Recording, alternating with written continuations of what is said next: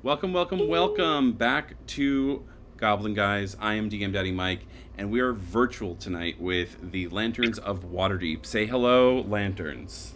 Hello. Hello. Hi. We are coming to you. Oh, that's not what I wanted to do. I have to keep the OBS a certain way because then we lose everyone.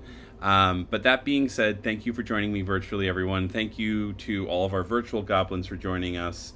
How's everyone doing this week? Good. Ready to play some D&D? Sorry, this stream has to endure me eating dinner right now, but I have no other choice. We have very specific fetishes for people on Twitch right now that are into the feeding part of things. So thank you for doing that. Nothing D&D. So yes, we are back in Waterdeep. The last time we left these fools, they were confronted by an old enemy known as Lord Reginald Thorpe, who is now acting as the current open lord of Waterdeep, basically the president, the king, the main ruler of the city. Come back and they find him in their waiting area. But before we do that, what we're going to do is a little round robin of of an icebreaker like we typically do, and we'd like to talk about what everyone's character's favorite drink is that they get at a bar, if they drink at all. Who would like to start? So Raziel, I think, is either kind of just an ale man, big old tankard of ale, or if he's on the harder stuff, he'd be like a dog whiskey guy. I see that for him. PT smoky whiskey. With a cigar? Oh, no, he's not a smoker. Oh, he's not a smoker. See, I just pictured that, like, you created your ultimate daddy fantasy to live. Like, the cigar, the leather, the chest hair. Not you exposing me on. Yeah, cigars not so much for me. Okay, good to know. Good to know. No. Take note, boys. Who's next? I think Zamir was not a drinker before the lanterns and Before he met us. before all of this happened. I think there at some point during the downtimes, actually I think specifically when we were traveling, me and Ahmed and the other group, when we had that bar scene and I teleported into a dark room. I think sometime in there he found a drink called a dark and stormy. Yes. And then that's been his drink of choice for a really long time. Well, that's been a drink of choice since then, and he's just dark and stormy. And if it's not available, he's not drinking anything. Good to know. That's literally Agnes's as well. He heard it from Loving all this Agnes. Bermuda He heard it from representation. Agnes. I think and you then- heard it from Agnes. She maybe made it for you a couple of times. Yes. Oh my gosh, I see, now I know what's gonna happen during downtime today. Drinking buddies. I'll go. Surprise, surprise, Savina doesn't drink, but she has held a glass or several glasses of red wine out of social decorum and perhaps taken a few sips to, for the sake of satiating her curiosity, but finds it unpleasant and worthless, It is a poison. Yeah. And I think Zemanal is almost never a drinker, pretty occasionally smokes with Agnes or, would be like a little mushroom baby I could see every now and then on the beach. If they were going to drink ever, it's the closest I can think of it is something that almost like childhood, like cake, sweet, syrupy. So probably something like limoncello, like a limoncello. A lemon drop. Lovely. Yeah, something that tastes like, kind of like sweet and medicinal, and like if they'd had a grandmother, like the kind of cake they would have made. Okay. In a pretty glass. A very pretty glass. Well, now that you know your drink orders, maybe you can get something at the bar after you are confronted by Lord Reginald Thorpe, which is where we're going to pick up. Last we left you, a visitor has entered the Dusk Whistle Manor, and it is Lord Reginald Thorpe, as he has asked for your personal help, the lanterns, to protect him from Thay itself. And he says, well, I'm sure you have many questions, and I don't expect you to trust me nor believe me. So I have an offer. In his hand, you see this, and Safina, you notice this right away. It is a spell scroll. And he hands it over, he hands it over to you, and he says, if you will. She'll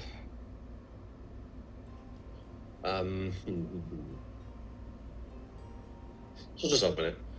On it is the spell Magnificent Mansion. Okay. And he says, you may not be strong enough to cast this right away, but feel free, gesture of good faith, if you will, to copy this into your spell book. But you should have the freedom to cast it now.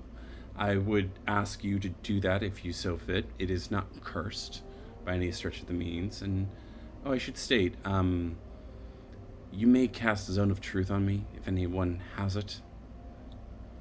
Just in case you don't believe me. I certainly don't, and I'm perhaps maybe one of the druids. Our druid could, but you would have had to have prepared it by now. If you do have it in your spell list, I'll let you have it, at the very least, narratively.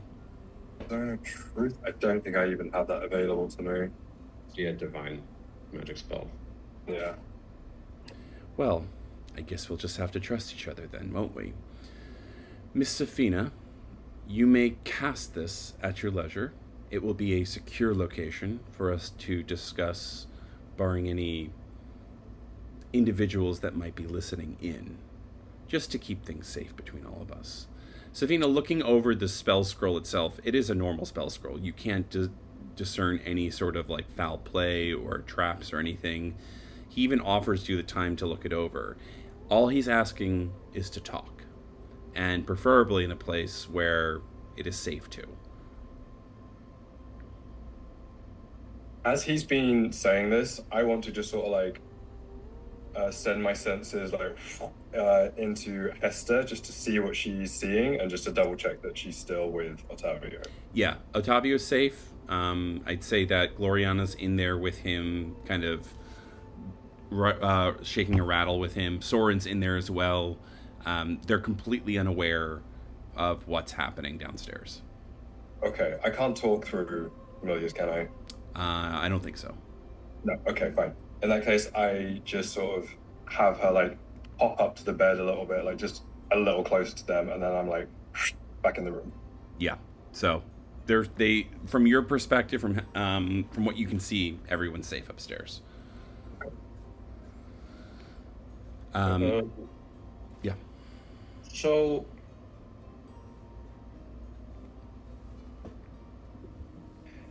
Safina will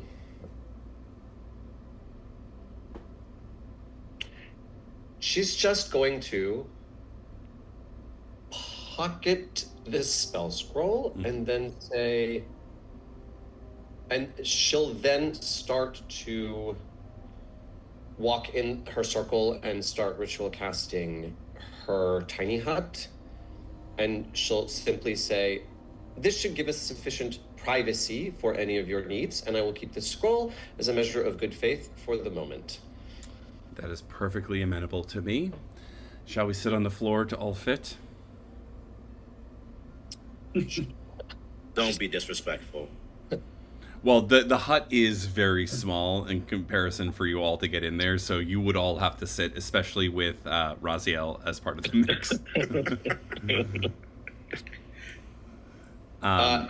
We'll say Raziel can stand if he likes. All right.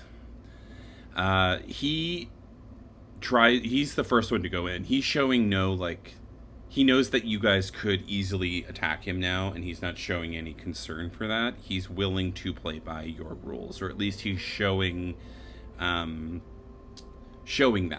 And anyone's passive insight can at least discern that. If you don't trust him, you can roll a deeper insight check. I would like to. Yeah, I have a pretty high insight. All right, roll all your insight checks then, and let me know what you get. I got a 28. 8. 18. Yeah, majority of you, he seems like he's telling the truth, or at least keeping himself honest to all of you. The fact that he's here means something is important to him at the very least. You're not sure what that is. He's at least trying to convey information to you, and asking for help is seemingly what he's doing. Safina will say,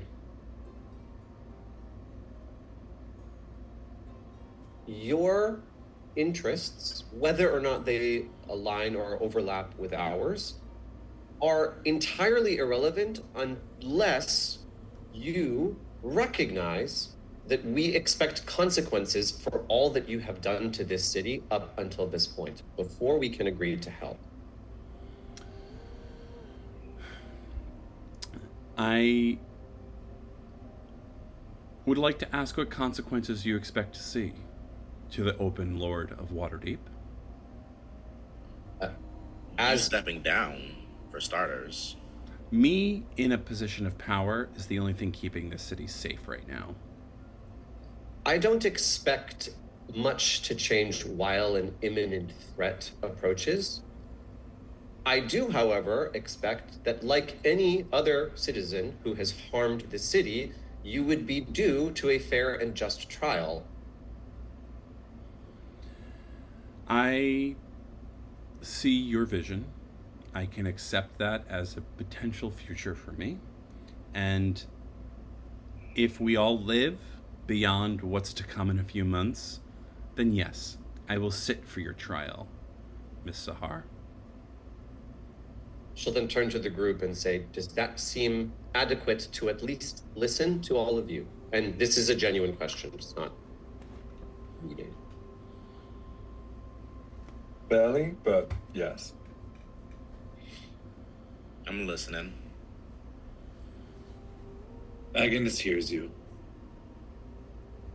Raziel's going to let the smart people do the decisions, so he's just going to go. So he enters the tiny hut first, and he, wants you guys to follow, I guess.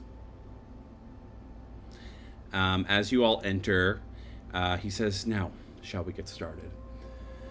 Raziel's just He's like poking this. his head in.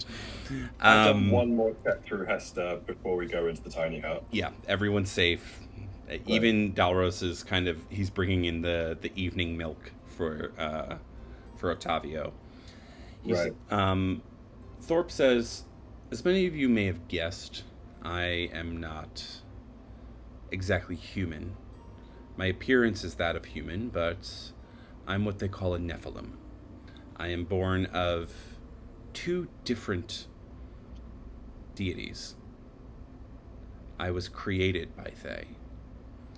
I am to serve as the engine to their undead god that they plan to unearth.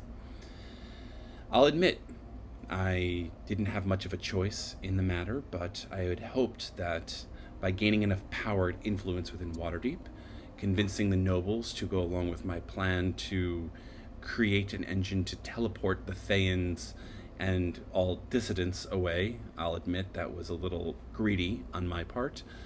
Has resulted in the escalation of the Pale March.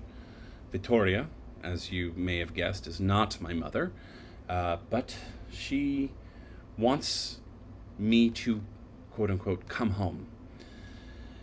My role was always to be the engine, and at this I do apologize to, and he looks at Safina and then Zeminel, for orchestrating your capture and trying to create a Nephilim I find that it's much harder to do so in the wild, as they say.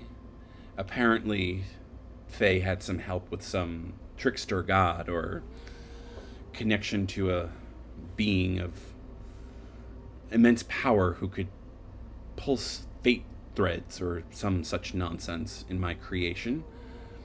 That being said, your Ottavio, or our Ottavio, as he looks above him, acknowledging the child upstairs, is safe, so long as I exist.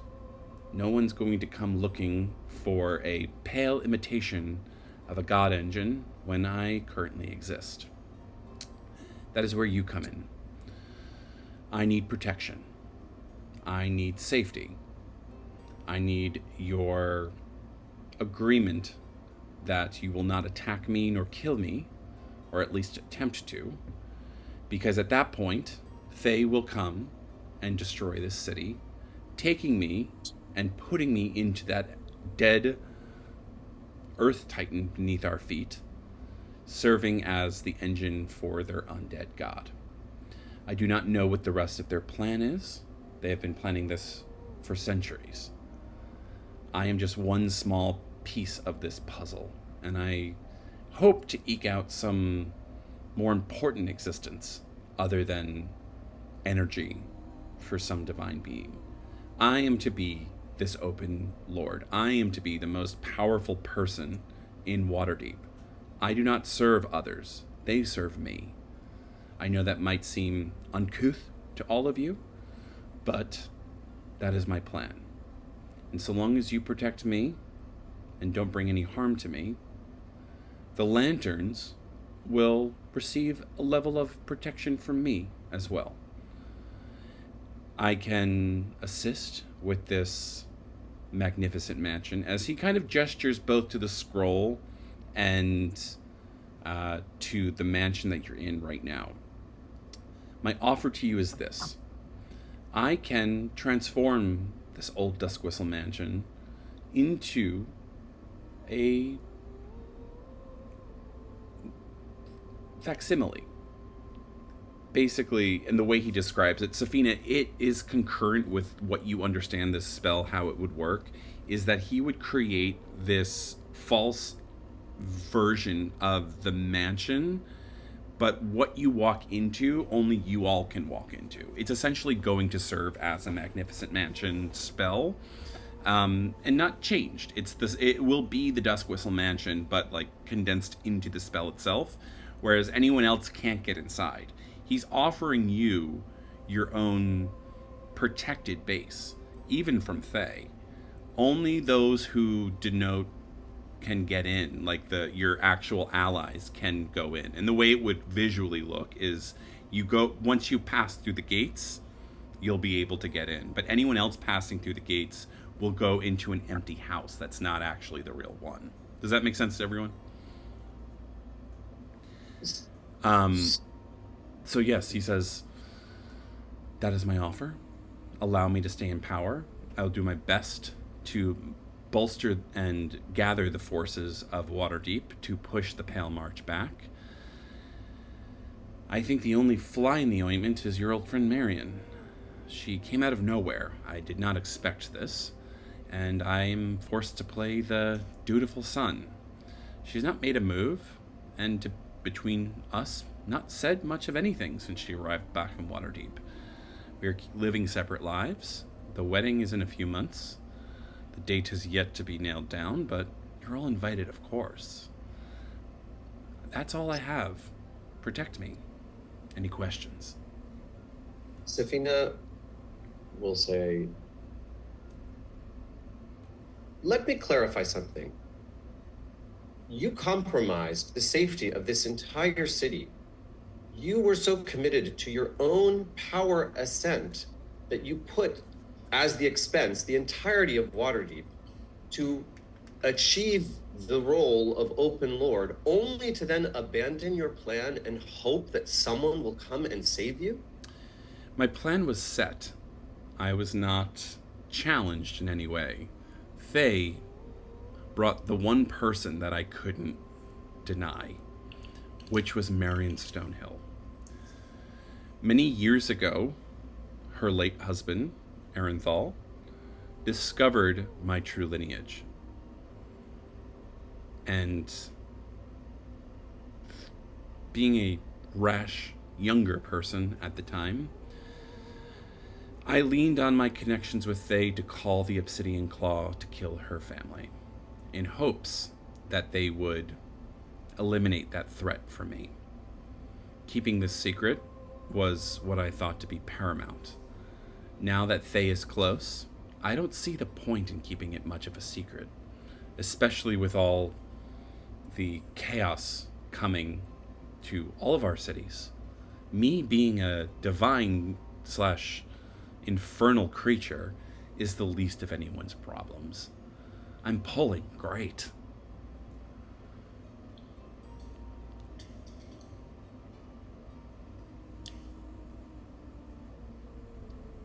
I mean, Safina's got a million questions. He tries to be an open book. If you have questions, you can. I just ask want to them. know if other people have questions, because Safina's ready to dive in. Raziel's very happy for other people to take the lead on this. He still wants to smash his face in. The more you say, my lord, the less inclined I am to help. Fair. You lament the approach of Thay, yet you brought them. I did not bring them. They created me. I did not choose to be born, but I am choosing to own my life and to make something of it. You have helped welcome them into the city. I did not welcome them. They came as their own free will. I did what I needed to do to survive. I have my own plans in place. Clearly. And should everything go to plan, as you said,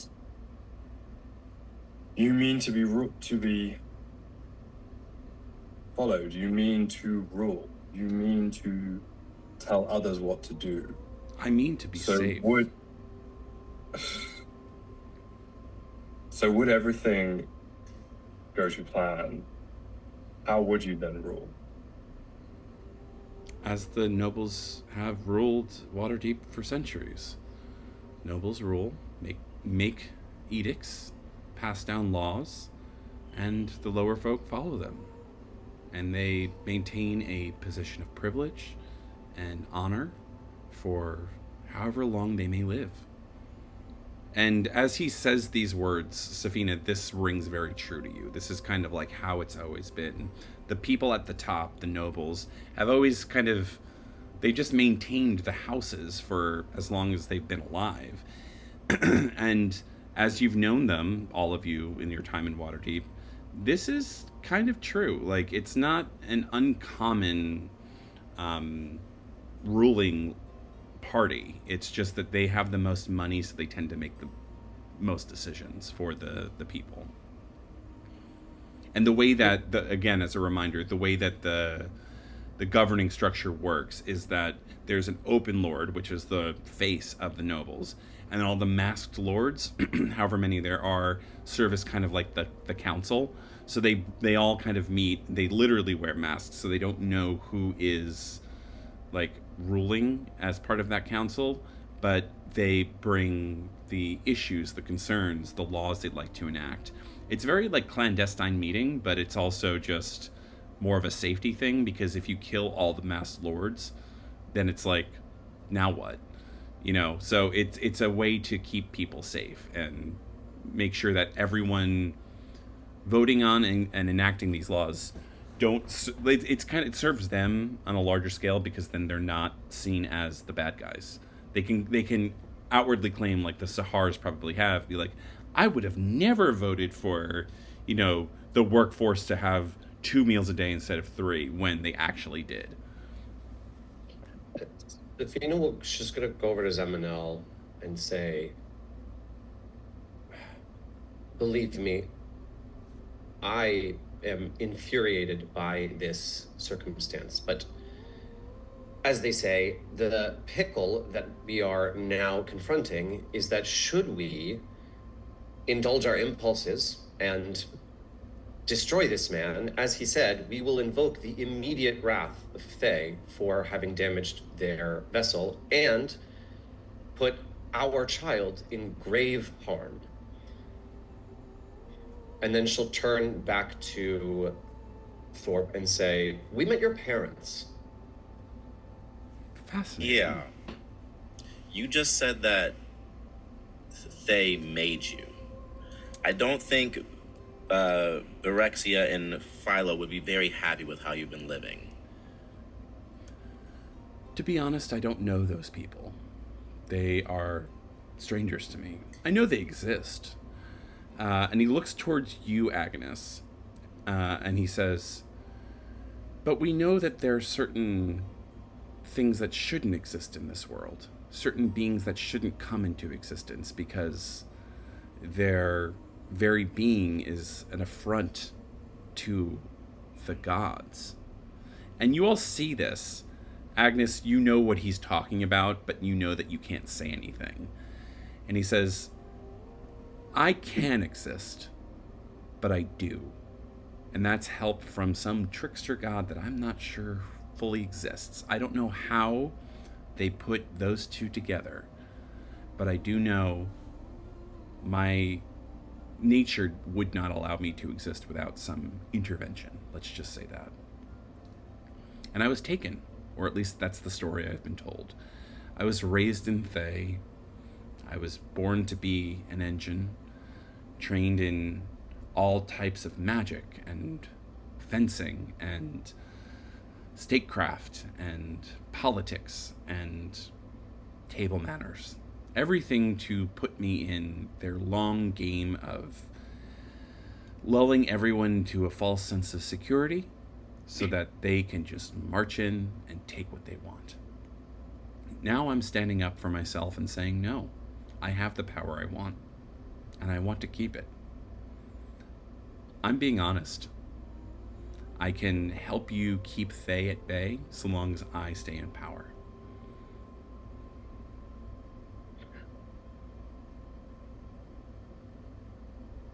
Safina will then ask, why Zeminel and I? Well, your bloodlines aligned as close to mine as possible. It didn't hurt, Safina, that your parents were willing to give you over. In Zeminel, there was a tragedy that someone wanted to cover up about your history. There were thousands of tieflings, thousands of ASMR that I could have chosen. You two were just the most convenient.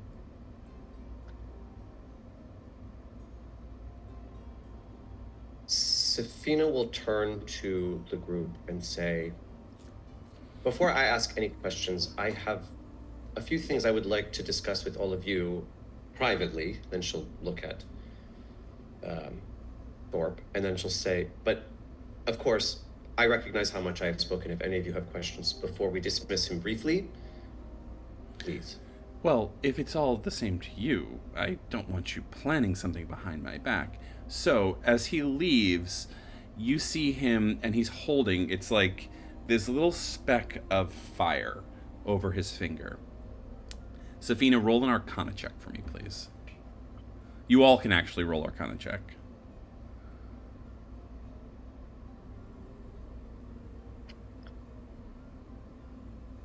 Okay, I rolled, and then my character sheet crashed. Thorpe's magic is powerful. Everything. 17. 24. 13. Yeah, Safina, you know that this spell is delayed fireball. What he's suggesting here is that if you all kind of pop, because he can't see you, obviously, but if you all pop out with some sort of like secret attack, this house is going up in flames. But he's outside now?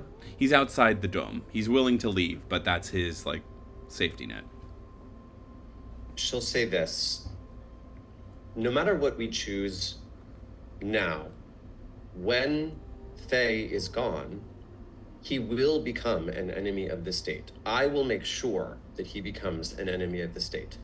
I will solicit every noble with all of the might of nobility behind me that I can muster to make sure that he is an enemy of the state.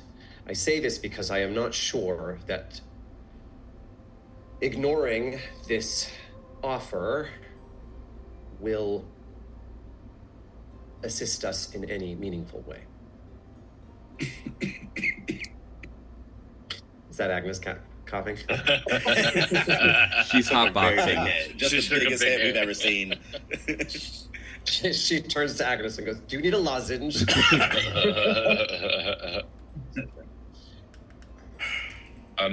Raziel's a bit confused about a lot of things, but particularly the marriage. So he's going to sort of say, "Why the marriage? Like that doesn't make sense to him from what Marion's intentions are and why she's with Day as well." That's Safina was going. So Safina, she shakes her head and says, "I think it might be wise before we make any declarations of collaboration to discuss all of this with Marianne as well." Agreed. yes. I mean, we've tried contacting her and she said, "Leave me alone." As part of our pact with him, we could maybe require that we speak to her. We speak to her, or at the very least, send a message through him. I don't trust him for that. I don't either. I mean, I wouldn't want to force her to do anything, but I feel like it would be really important to talk to her before we decide to potentially work against her if she's become the side. Like, he admitted to having her family killed. How could we? Yeah. And How we could know any she of holds a grudge. I mean, Well, not even that, but how could we? We don't owe her anything, but we also don't know if it's actually Marion. It could be a changeling. It could be that, if she's part of either doing a double agent thing and trying to infiltrate on her own free will, or, So I think we should definitely ask him when he comes back what the arrangement with Marion came out of, why, and what about her is so damning to him, and then decide if we need to talk to her or not. Yeah. And if she doesn't really want to talk to us, I'm at least going to try to make her dress. Great. That's a great idea. Okay, so Safina will just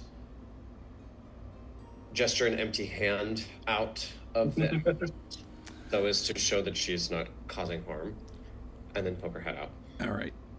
Am I welcome back in? She says, "Yes, we have a few more questions." As he dissipates the ball, the delayed fireball, and comes back in. What questions can I answer? Marion, how did this arrangement come to be? Why is it happening? And why is she so problematic for you? Well, to answer the first few questions, I have no idea. Victoria showed up with Marion in tow, saying that the part of the Pale March's plan is for us to wed.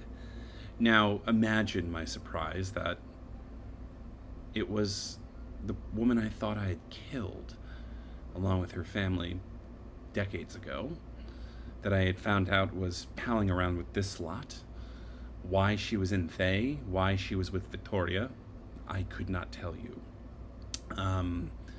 But to keep up the front of being a good little boy, I had to say yes. This wedding will occur. I have no control over that. I promise you that. As for her motivations, you'd have to ask her yourself. She's about as talkative as that gelatinous cube at the curtain call that you're all so fond of. I thought you'd like that joke. Fina? It ended up in a tape because of you. That is unfortunate, and I am sorry for what it's worth. I didn't know the engine would work, to be completely honest. Based on our research, or at least the Black Staff's research, there were other factors at play that evening. I'm not saying it's not all my fault. Maybe the shifting wouldn't have occurred if I didn't pull that engine from beneath Waterdeep, but I can guarantee you it was not completely my fault. And you all know this to be true. This is... Orax had admitted that he pulled the strings in a very deliberate way to teleport you all. Along with a number of people that was more of just like... This was all part of the grand scheme that Orax was trying to at least enact. Whether or not people got teleported away from their homes that weren't part of his scheme wasn't really part of his plan. And he didn't really care. This is all like... If a few thousand people get teleported away from their homes, doesn't really matter so long as the handful of people he was targeting get the information that he wanted them to get. Safina will say, "Are you worried that Marion will expose your crimes against her family?" I am incredibly scared, but to be honest, she's also in the same struggle. Who would believe her? She's engaged to be married to me. She had the opportunity to say no, and she's going along with this. So, yes, it would get me out of this marriage. We could sway this however we want if she exposed me. Call her a crazed lunatic. The information about her family is long since decided. It was a fire 50 years ago. Is she even Marion Stonehill? I'm sure you're all asking that question. So is everyone else. Your only interest seems to be in saving your own skin. Isn't that the same with everyone else? No. Oh, if only life were that simple. Instead of trying to find an end to this undead vessel or destroy something, you didn't want to be the engine, so you just decided to make another one to live out that same awful fate. Yes. I'll admit that was part of my plan.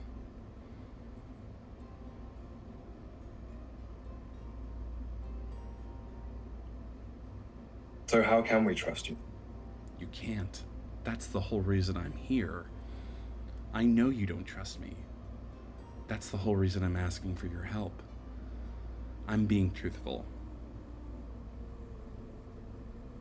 And I think you all know that I am.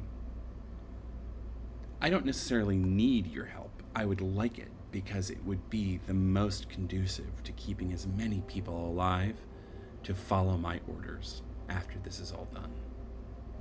But if a few thousand people die during a war between Thay and Waterdeep, or God's forbid, the entirety of the Sword Coast and Thay, how many people are you going to be responsible for? What do you intend, or how do you intend for us to help you? Well, I'm happy you asked, Safina. Act as my eyes and ears. Walk around Waterdeep. There are Thayan agents all about. I'm sure your friend Mynell can give you some pointers and directions. There's also odd incursions happening throughout. Small tears in reality that I hope that maybe, as he looks at Zamir, someone with a not right background might be able to sew up and prevent our plans from going awry. And finally, do what you've been doing.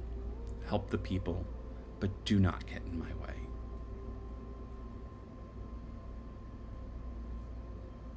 Why would helping the people get in your way? He's saying, like, you can continue to help people, but do not get in his way. Like, in the sense, like, keep keep doing what you've been doing.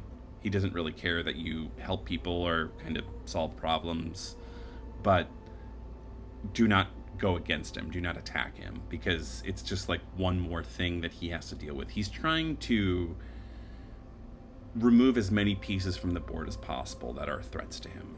He acknowledges that you are all threats and that you got very close to like ending his scheme if it wasn't for some deus ex machina that teleport you all away. But he recognizes that this could be a amenable situation.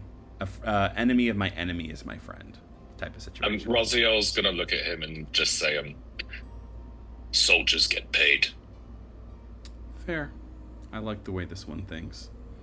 What's your going rate? 2,000 gold apiece?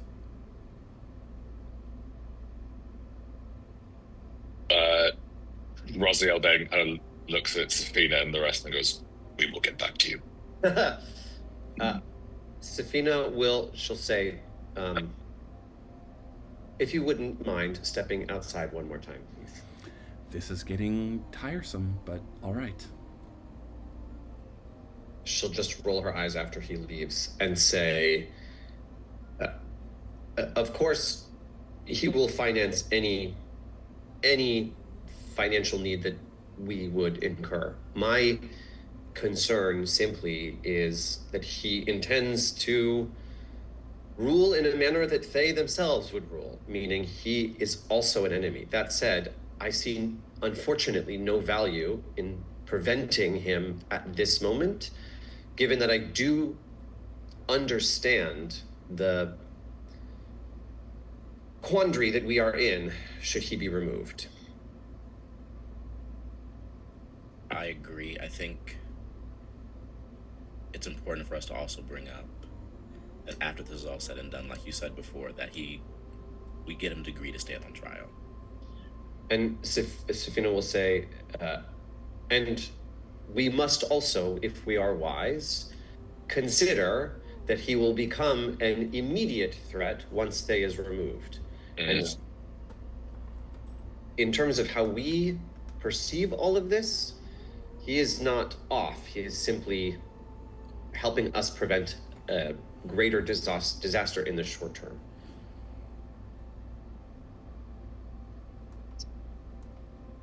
So what are our official terms?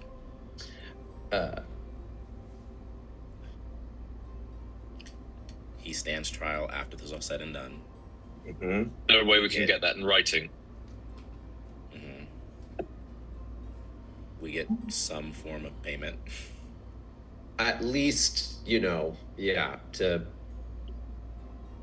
Do we also have him feed us information about Thay?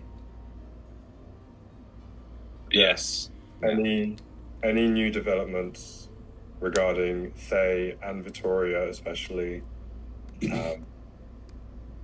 Weaknesses. I also think it's not terms for him, but I think it best that we reach out again to Marion and tell her that we're doing this and why we're doing this, rather than her hearing it secondhand. She might be someone on the inside that actually, should we need to pull the trigger from within the house, they are about to be married.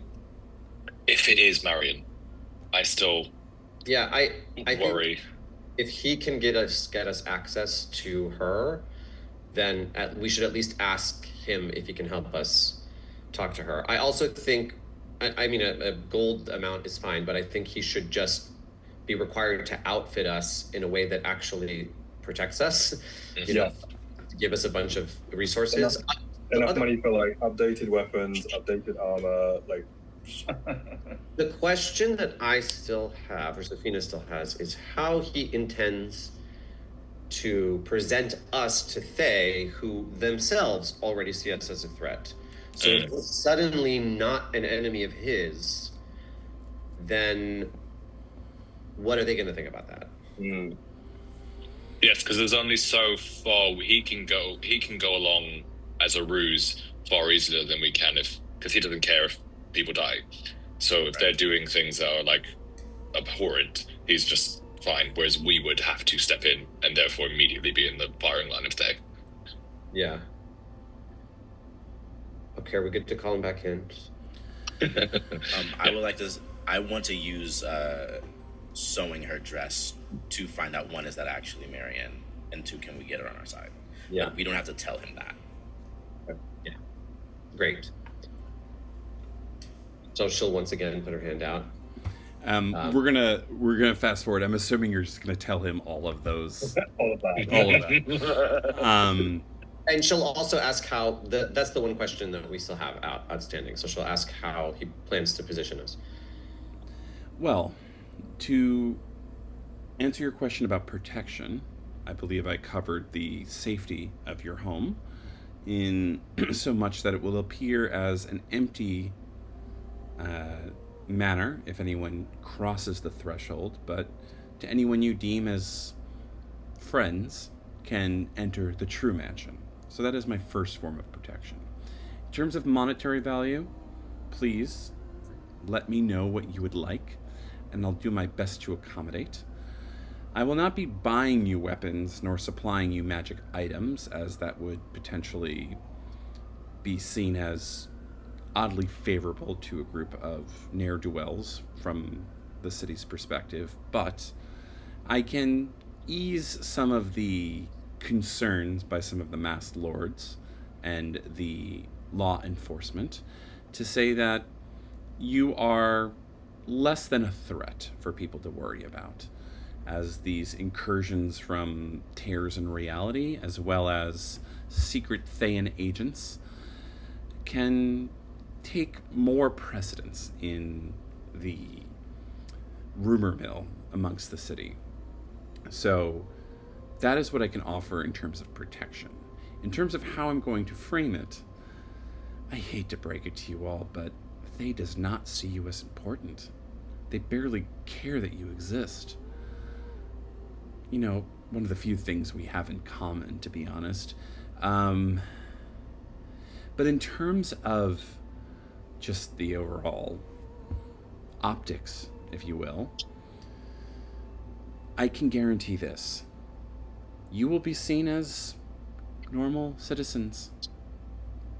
As long as you do not rock the boat and maintain a level of civility, they will not come asking questions. They will not care what you do. But when it comes to Marion Stonehill, you've mentioned that you wanted to meet with her.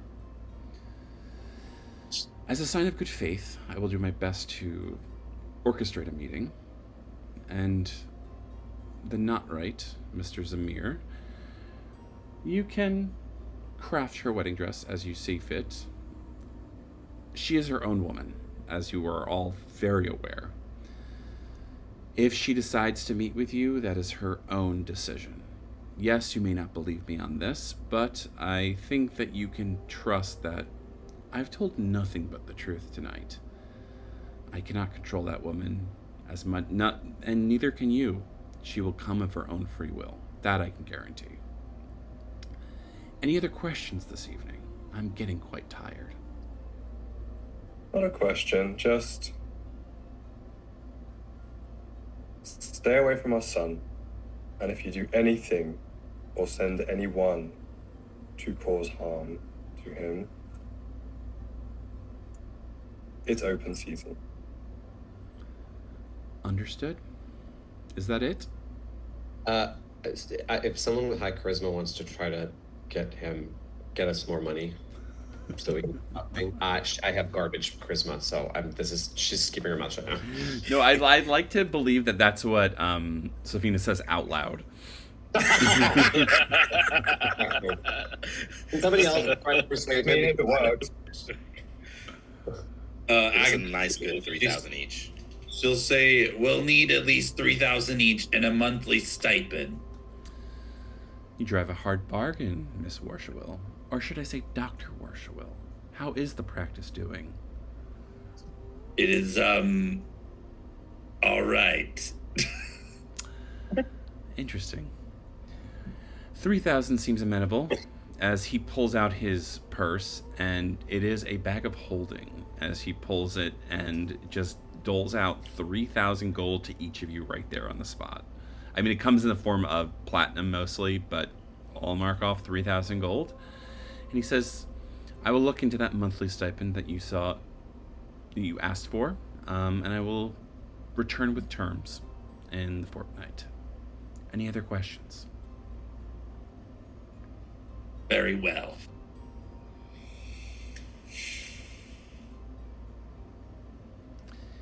If that's it, I'll take my leave as he stands up. Have a lovely evening. I hope that baby doesn't cry too much tonight, as he smiles and walks out the door. Raziel's just going to say, dick. Bastard. If there's nothing else, what we're going to do is fast forward a little bit.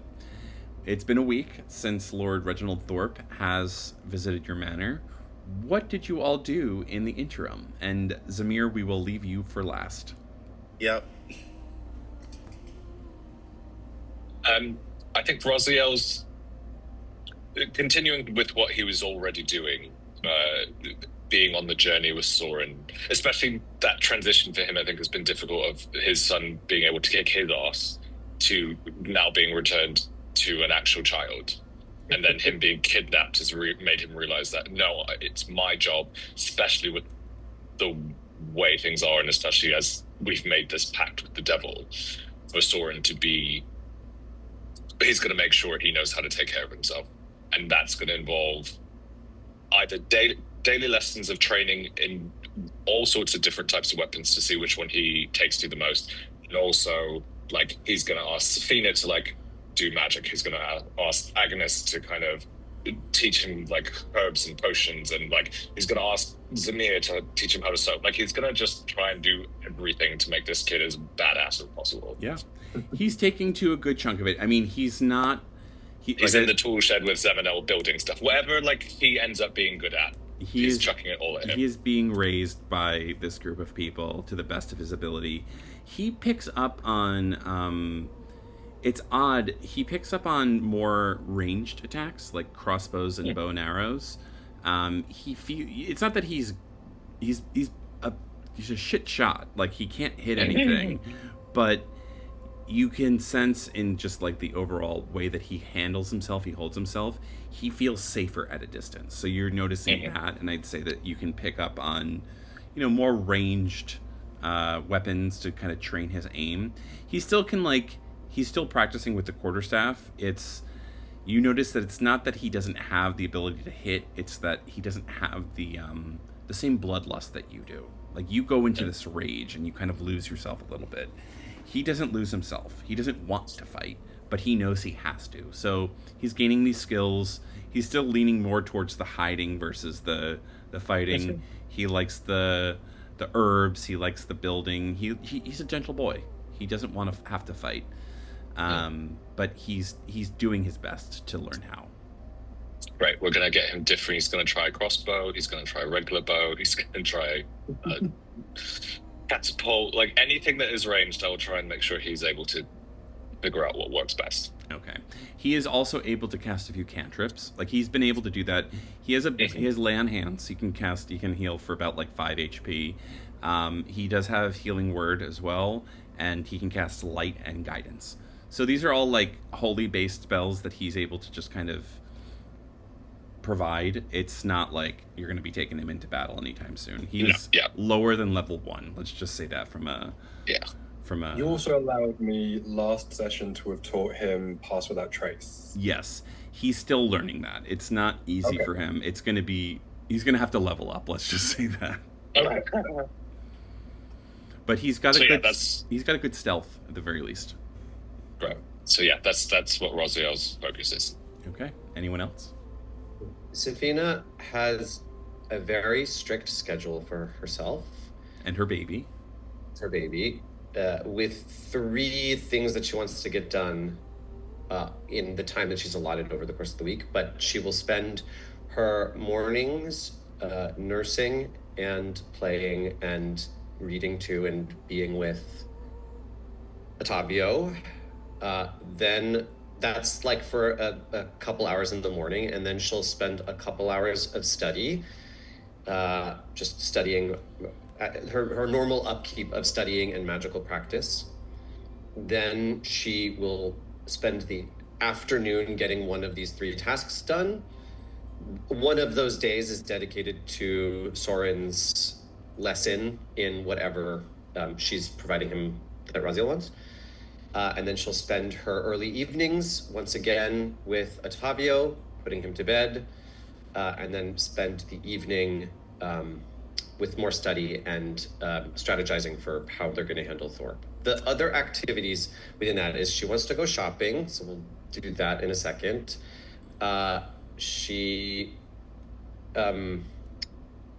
then she wants to, with coordination with her parents, try to gather as much information on Thorpe's standing among the nobility. So she's like taking stock of how he's been doing, what people feel about him.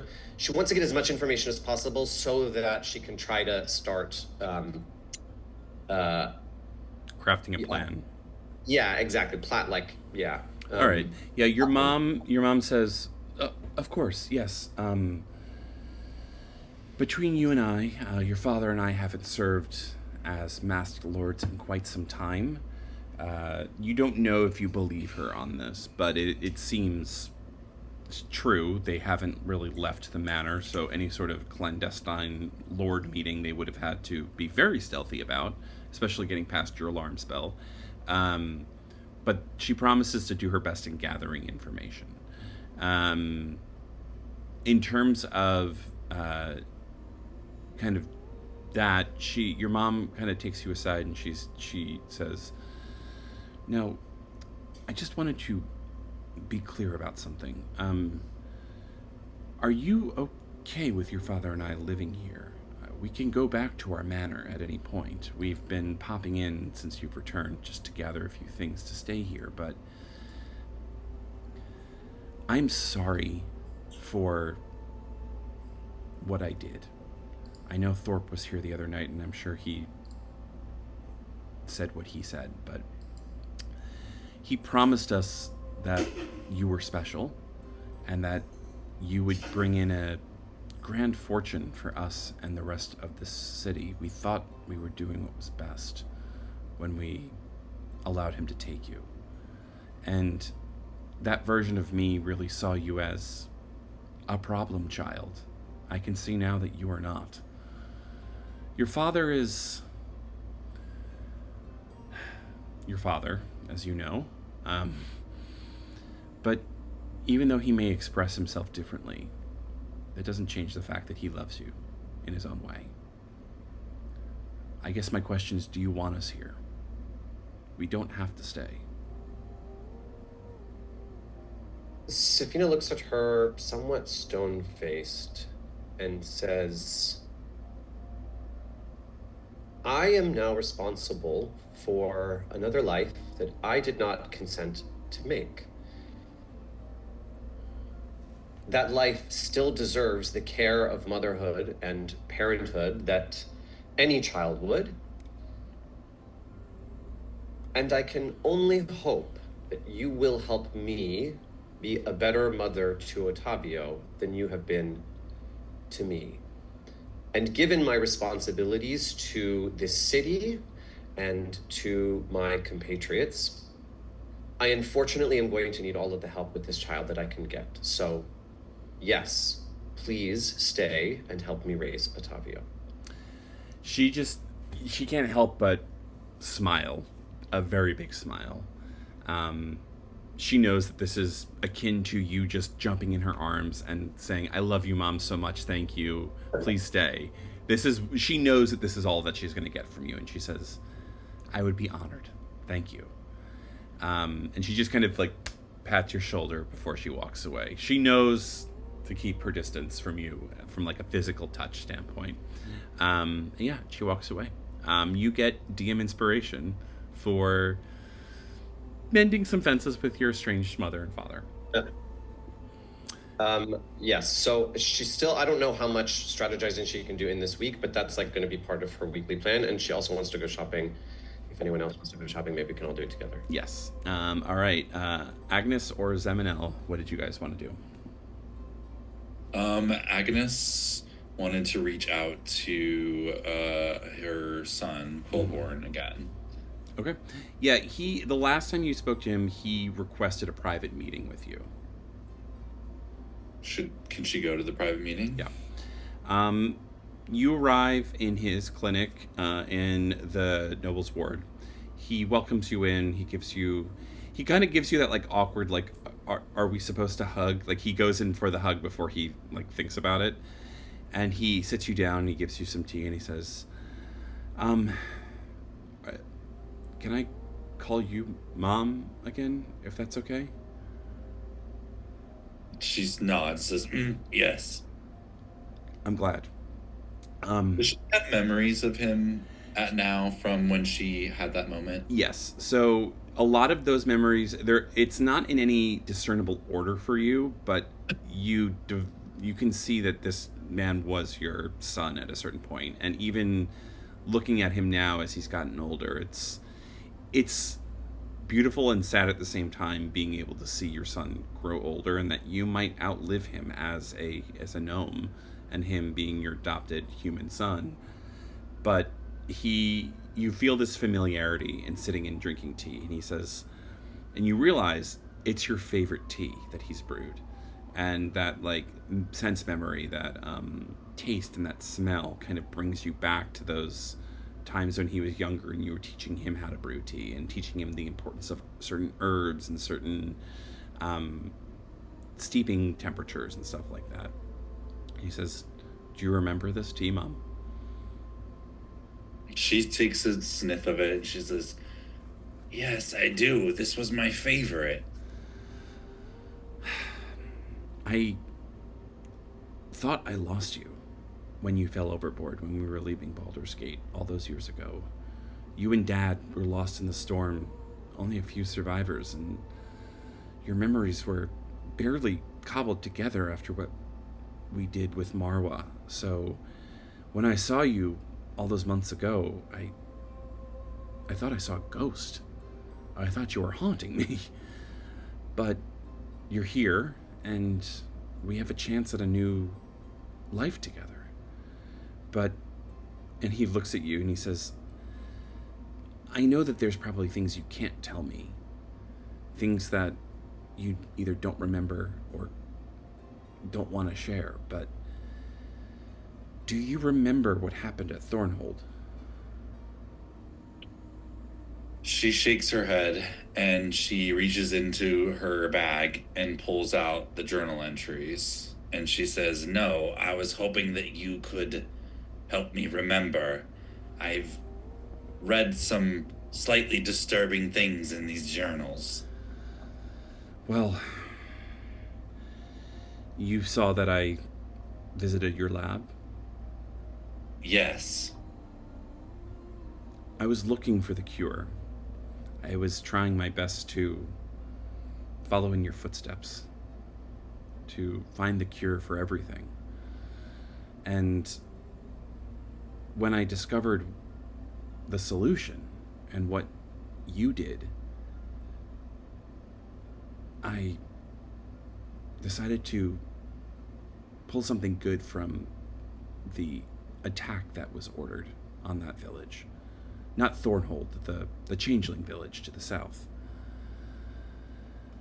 And I admit that my experiment went a little wrong, and... How wrong? I used Thornhold as a experiment to try and cure the black lung that affected so many people. And I miscalculated your notes, and I believe I was the reason all of the humans died in Thornhold.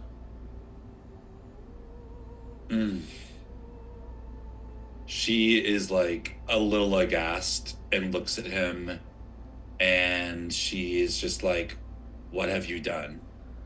As he pulls out his old notes, it's like from about 10 or so years ago. You look them over. You can roll a medicine or arcana check if you'd like, or nature.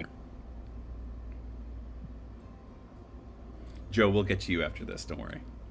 Oh, great. 20, not 20.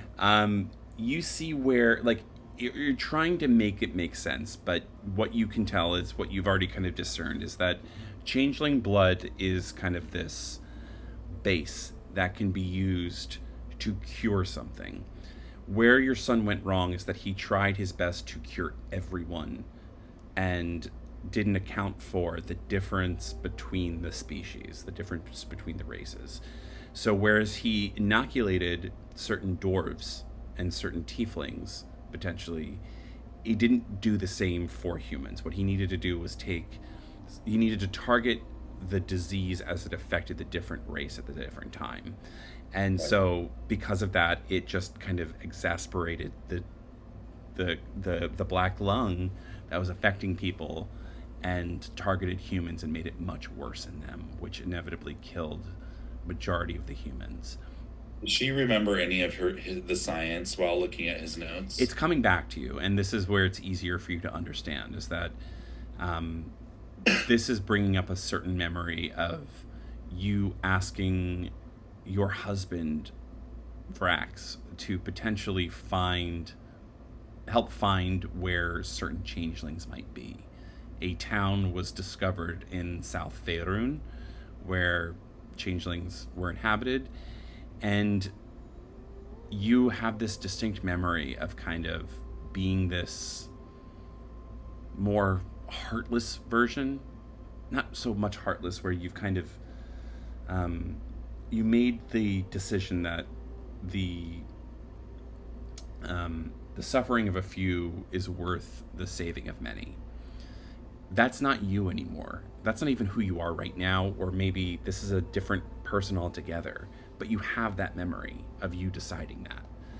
And deciding, then at that point, you kind of, your heart sinks and you're like, well, what else did I decide? What else could I be capable of? It's a bit of a shock to you. And he knows this, and he says,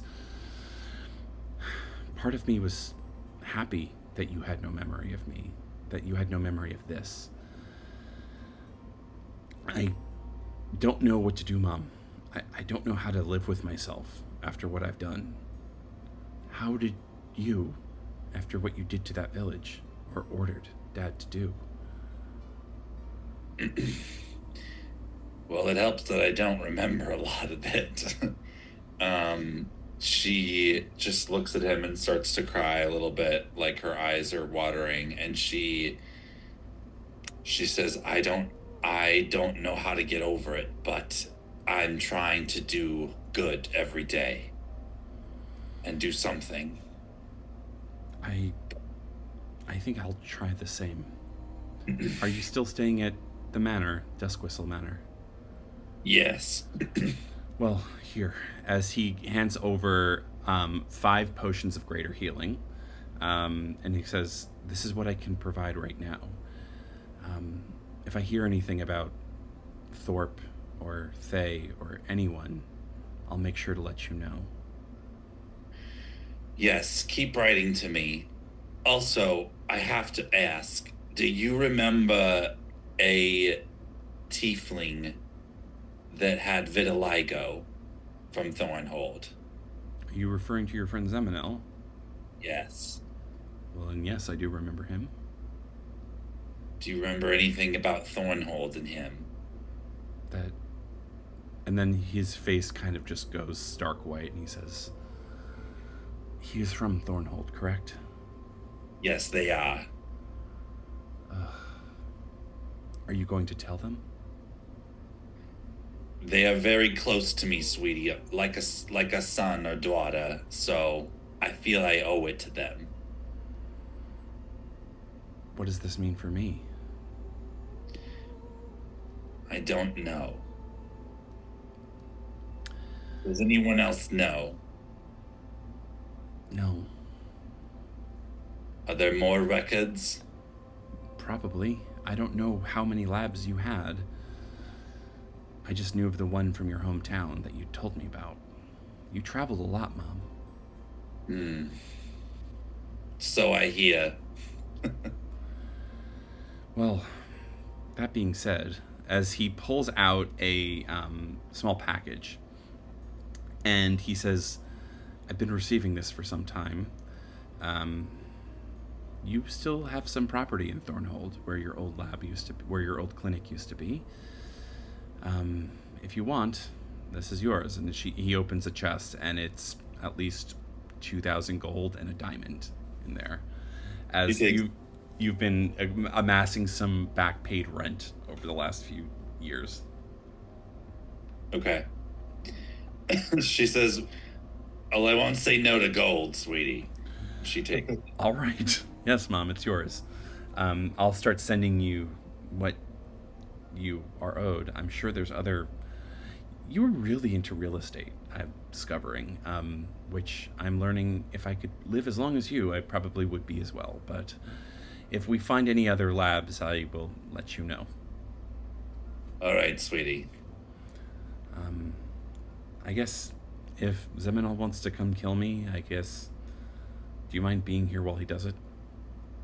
They do it? I'm bad with these pronouns these days, these kids.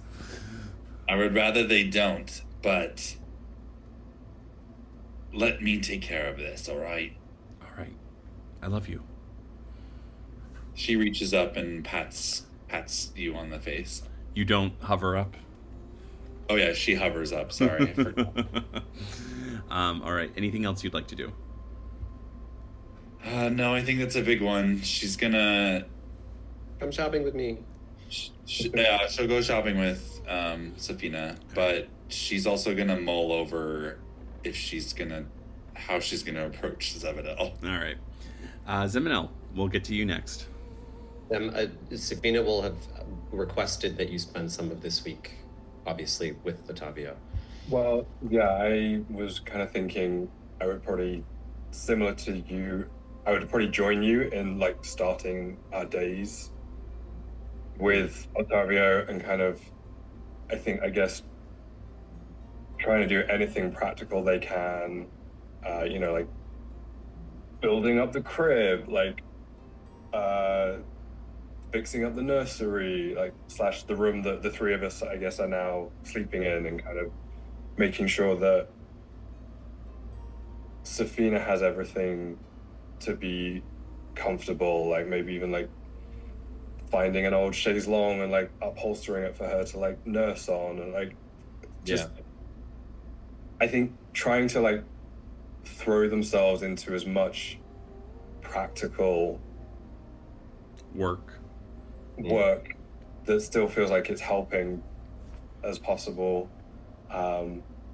You'll also have seen Safina over the course of the week do something she doesn't do very often, which is like laugh a lot at Otavio.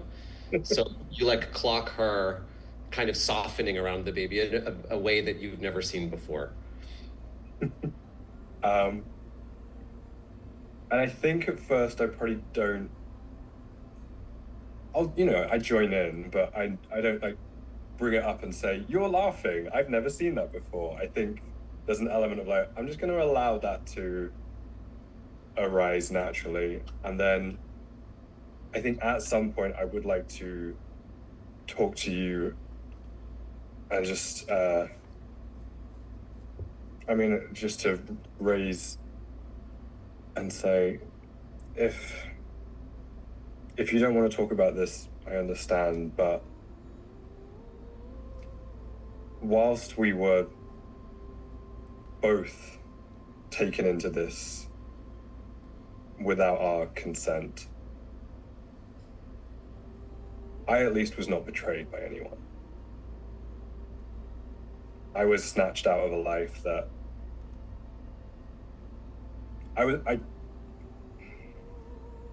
no one close to me put me on that operating table.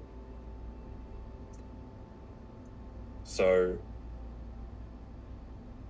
I just want to know how you are.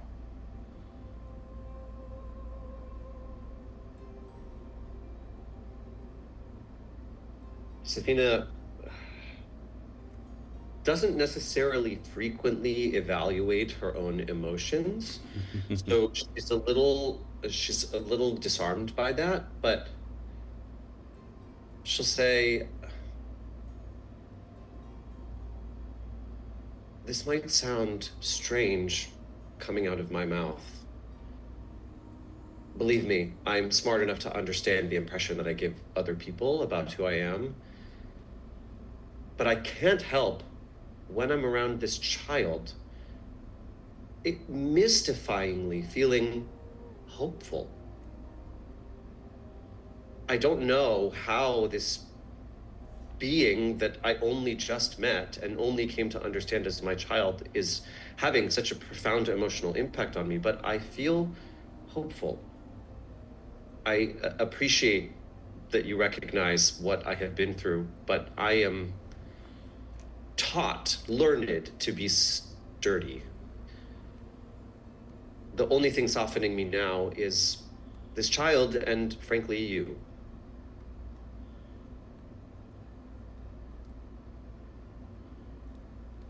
Then we also have to ask ourselves the question of, is Ottavio safest here? We have a network. We have connections in Baldur's Gate, Neverwinter. He can be there in seconds. I do not trust that Thorpe will not throw our child into the heart of that Titan in order to save his own skin and prevent himself from being the engine. Safina will look at you and say, all that I have been taught, the entirety of the way I understand this reality to operate is telling me that you are right. And yet, this indescribable feeling of dread at being separated from this child now that I have met them is perhaps a secret of motherhood that only those of us who have it share. Then he stays here.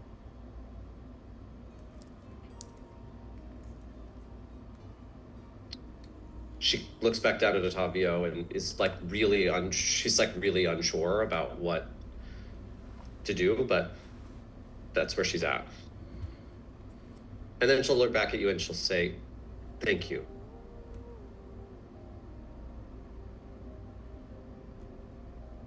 But if shit hits the fan,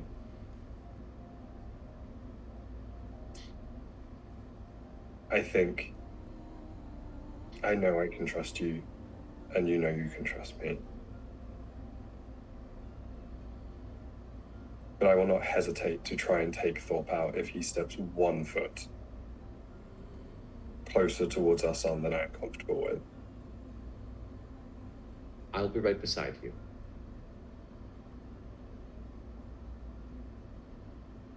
Okay. And then I think the rest of Zemanel's week will be, continuing to assist in Soren's training. I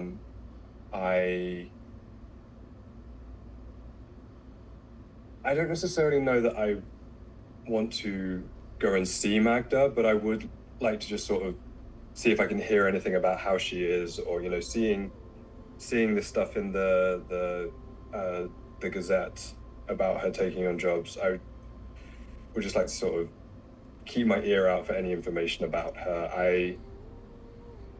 I don't want to make her remember something that she doesn't want to. It seems quite clear to me now that, given the state of her hands without the gauntlets, that must have been the deal that she made. As you're walking around, Zemanel, you feel that voice in the back of your head.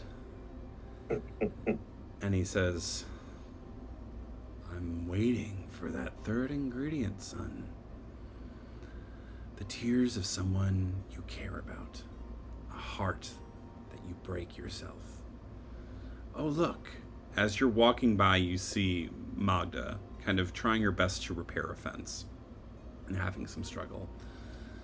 Ah, yes.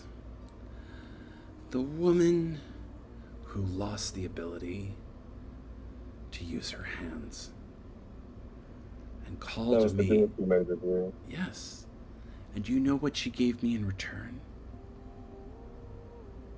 No.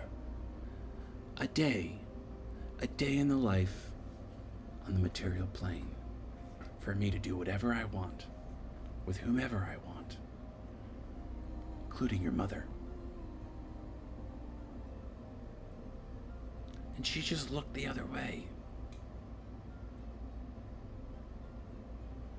And I think that guilt caught up to her.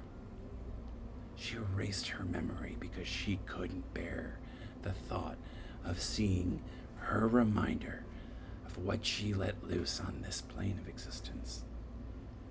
Doesn't that just eat you up? Don't you just want to make her cry?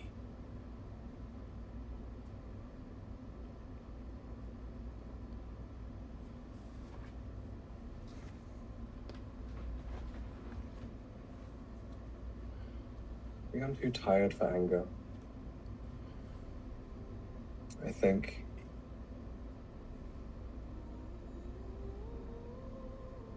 I am here by the means that I am here.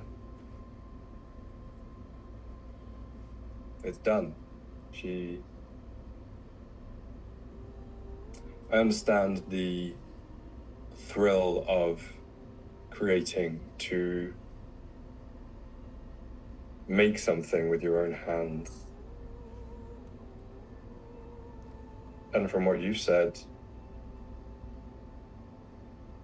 you and my mother were mutually interested. Well, to be fair, I did take on the guise of your father. So,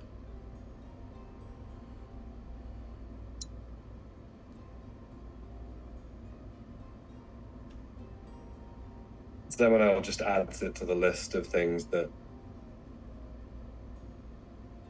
should cause rage, that should cause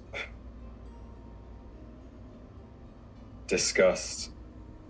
But at this point, the list is so long, there's one more. I can tell you need some space, but don't forget. As he says that reminder is back in your brain, and it's itchy. Yeah. Anything else you'd like to do before we get to Zamir's side story? No, I think that's it, barring the group shopping trip at the end of end of this. So Zamir, you caught it upon yourself to be like, you know what? Malik's heading home. I'm going to surprise him. I'm going to pop over to Neverwinter and see what's up. What did you get up to in the last couple of days? Yeah, so I think after our meeting with Thorpe, there is, yes, this thought of like, let me go check in on the brother and like see if they're okay and all the things. And also, especially since Thorpe mentioned my brother and the loom, I think literally probably the next day Zamir heads out. And then, what would you say, like 2 days later, Zamir comes storming back into the mansion and is very clearly beaten, battered, and bruised. There's probably a couch that they've been like, is their favorite spot in the house that they have sat in and done all of their knitting, all their sewing and embroidery. They go immediately to that spot and just fall out. If they see any of you, they will tell you like, hey, I need to go sit down, meet me in the study, bring it dark and stormy. Sure, okay. And as everyone gathers and Agnes brings me several dark and stormies, I think he downs the first one and then sips the second one. He begins to tell you about his adventures. I think he starts with, okay, so my brother's gonna be fine. My sister's gonna be fine. They're a wild bunch of people up there. They live with a bunch of drag queens, which is not terrible. Also, they have a Warforged as a disco ball, which is kind of cool. We should go visit sometime just to see the drag show. But Halcyon stole my brother, kidnapped my brother, and he points to the newspaper and the mountain that is, and the story about the mountain and how there's a white sphere. That was the battle that we had with Halcyon. And Halcyon almost killed me twice in 2 hits. Was not fun. As if I'm casting Healing Word at 2nd level. Thank you. So you do the crash of the ocean and you regain 17 hit points. Great, lovely. He continues, he recounts the battle of, and he actually then tells you, because, I'm forgetting their name. It's Conjar? One Horn? Yeah. Yes. He remembers that Conjar had their threads cut from Fate, and then he tells you all, well, to keep us safe from Halcyon and the eyes of the gods, my brother actually severed all of our cords from the lattice, and then they tied them all together, so that we were all connected to each other, so we wouldn't have any bad side effects. Also the Morrigan showed up at the end, so I had a wonderful fun time. And then he just slumps back onto the couch and sips the Dark and Stormy again. So the way that he recounts, basically, Malik as a Notright has the ability to create like a mini lattice. So long as people have some sort of connection, he can tether them to each other, as opposed to the grand scheme of fate. He doesn't know if it's going to work, but Raziel, as you're looking at him, like, Zamir kind of fades a little bit from view every once in a while. And same with you, Safina. Like, your divine senses just kind of like, it's hard to sense him at this juncture. But he asserts himself. He's there. You can see him. It's just as if like the connection to him is flickering. Oh, let's say hi on stream, baby. There's my husband. Hi, Roy. Hi on stream, baby. You're on stream. AirPods are in. My husband just got back from Fire Island. Isn't that lovely? He's going to close the door now. Bye. But yes, you get the sense that Conjure is safe, potentially. Safina will ask, would there be benefit in having us connected to each other? Oh, I thought that's what you were saying. No, like... No, I'm connected to everyone. Zamir clarifies, I'm connected now to everyone in Neverwinter. Yeah. Oh, okay. For a second, I thought you said you'd taken us outside of Fate, and we had our own little, like... I think Zamir clarifies, I don't have that ability yet, but Zamir does, you see him reach up, and I don't know if I imagine you all can't see this, but he is actively tugging on the thread that he knows is connected to everyone in Neverwinter, and I imagine he can sense them in some way, shape, or form? Question mark? Yeah, you can. And it's funny because all of you know some people in Neverwinter, but like it's like you can't, like, especially Agnes, you can't remember. It's like, wait, Harlow, who is that again? And it's like, Harlow the Bard. But she can't remember. It's like it's going in and out, and like the people that you know, it's like your memories of them are just kind of fading in and out slightly. It's like you know that they're there. You have to kind of remind yourself a little bit. But this disconnect is real. It's as if these people are on another plane of existence almost. They're all physically there, like it's just your preternatural senses as animal beings. It's hard for you to sense them more So easily. even as I'm like reminding them of like my brother and sister that they met last week, they're having trouble like remembering who they are. Yeah, it's like it's not that they can't remember them. It's just like oh yeah. It's like what does their face look like? Can't really remember, and you can't, since you didn't know them that well. It's like, am I just not remembering them exactly? But Zamir, it's very noticeable that these people that you know very well should be well known to these people, to your friends here. So then I think as I noticed that, I would say like, well, at best, the benefit is that people don't recognize you too much. It could be a way to hide, but specifically hide from the gods. Maybe worth Raziel's kind of just gonna look at Agnes and kind of in a meaningful way. He looks back. But they say nothing, obviously, unfortunately. Nope.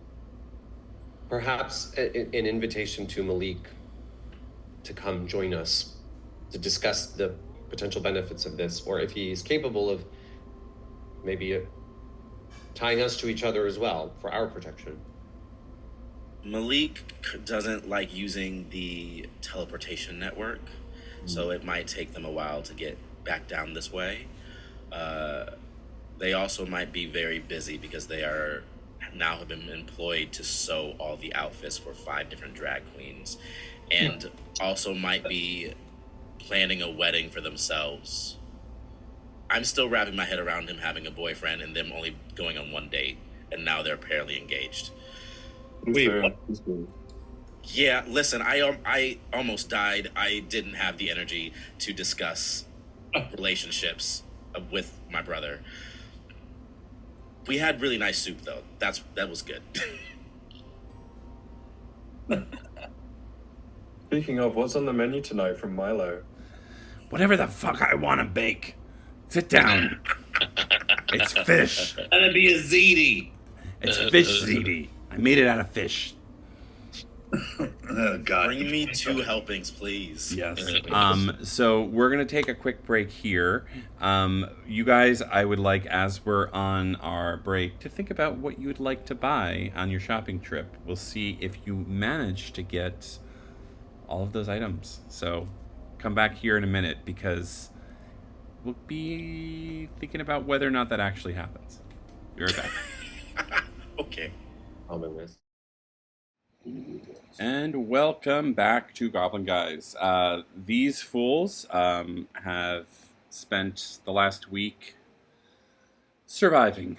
It's doing their best. But now it's time for some shopping, as they've amassed quite a small fortune, either through agreeing to keep a corrupt man in power or taking rent as a landowner, or some combination thereof. So yeah, I hope you all feel good about yourselves today. Damn. So yeah, you guys make your way to the market. It is bustling. It is a hot summer day, and you can feel this like heat in the air in both the literal and figurative sense. What are you all looking for at this point? Raziel's very interested in finding any sort of item that would boost his AC. Okay. Like either a better shield or some sort of something he could attune with. That would be his main focus. What's everyone else looking for? Safina will be looking also, this time not for spell, but for some upgraded robe of some kind. She likes her hybrid whip weapon, but I suppose she would look for something potentially that would improve her attack rolls. And then just like magical trinkets or boots or other accessories of all sorts. Maybe some that would help her with mobility or her magical prowess. Okay. What's everyone else looking for? Magic items. Just fun magic items. Zamir specifically is going to look for a bag of holding that he wants to purchase for his sister, some magical thread, more magical thread like the +1 stuff to purchase for his brother, and then if he could find for himself anything that would allow him to potentially disengage faster, like a reaction type of thing. I haven't found anything. I don't know. Okay. But I would like to be able to get out of there if I have to, which I currently cannot do. Okay. That's my turn. And Zemina, any thoughts? Yeah, I like the sound of, because I've been throughout the journey anyway, trying to like upgrade my staff a little bit and like upgrade all my equipment. So if there's possibly like I like the sound of the staff of the Python. Okay. Or something that will give me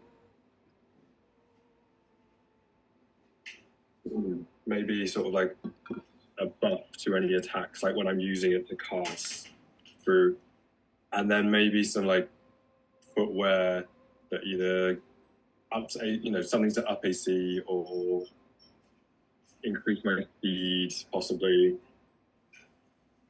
All right. Yeah, those two things. An upgrade to the staff and an upgrade to the boots, preferably to give me some extra speed. Noted.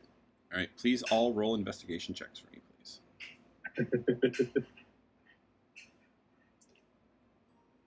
Fuck. Is a 17. I got a 13. 15. Got a 9. Oh no. Yeah, you guys are all taking some time looking around the market. It's a lot of stalls, a lot of open shops. It's Waterdeep. There's a lot to choose from. You spend. I assume you all planned this day to go out together, just on a search mission to help each other out. Agnes, are you walking by Zeminel? Are you kind of avoiding the topic that your son brought up? Yeah. I don't know if this is the place to have that conversation. Based on your passive insight, Zeminel, you can easily tell that Agnes is clearly trying to avoid you.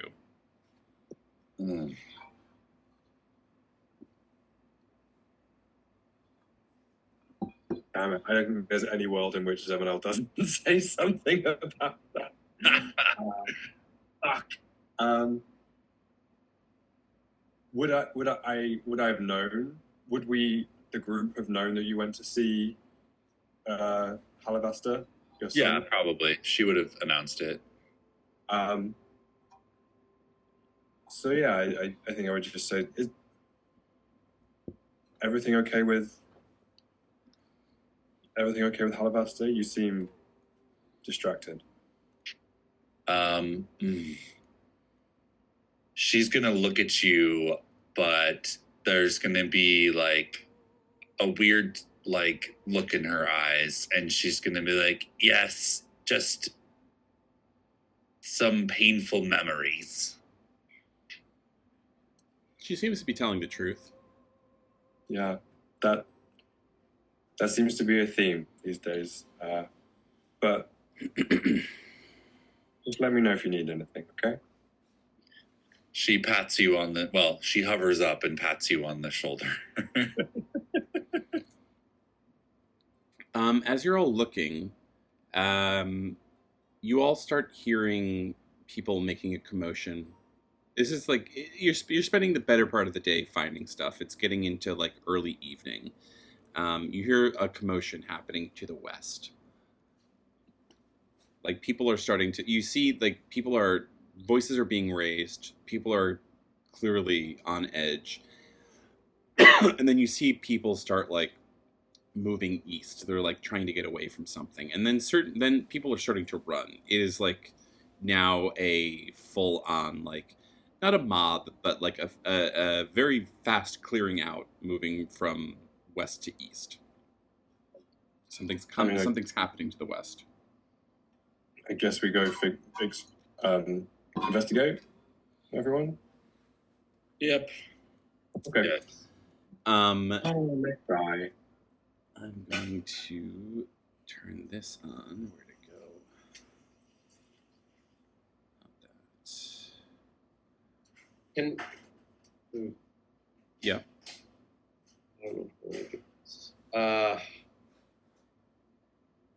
Before we look at that, can I have used my inspiration to reroll that investigation check for equipment? Forgot I had that. Investigation. Okay, change mine to a 25. Yes. The way that this is going to work now is we will get to what you find next week as you come into this scene. And let me just pull this up on the OBS. You see a large, like there's a wall, there's like an overhang where you see a large amount of stalls that have been piled up. You see 2 Summer Eladrin standing on this parapet as a giant bonfire is being stoked on the other end as someone runs by and they say, They've taken Mr. Mordecai! Run! The red caps!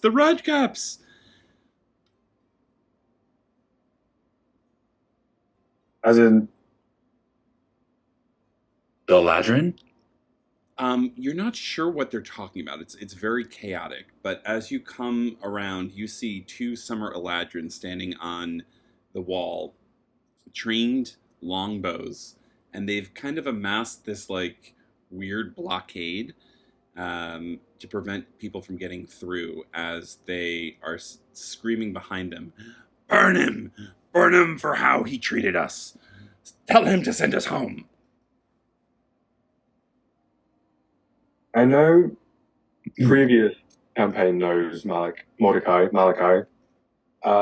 Do we? Yes. Because he became the head of the Flaming Fist, right? Yes. Right. He also was the one that saved Safina and Zeminel when they escaped the clutches of the Lich way back when. Okay. We should try to help him. Yes. Okay. We're not in initiative yet, are we? No. I'd say you have a turn to decide on what you want to do. Okay. I am going to cast Salune's Viper. Because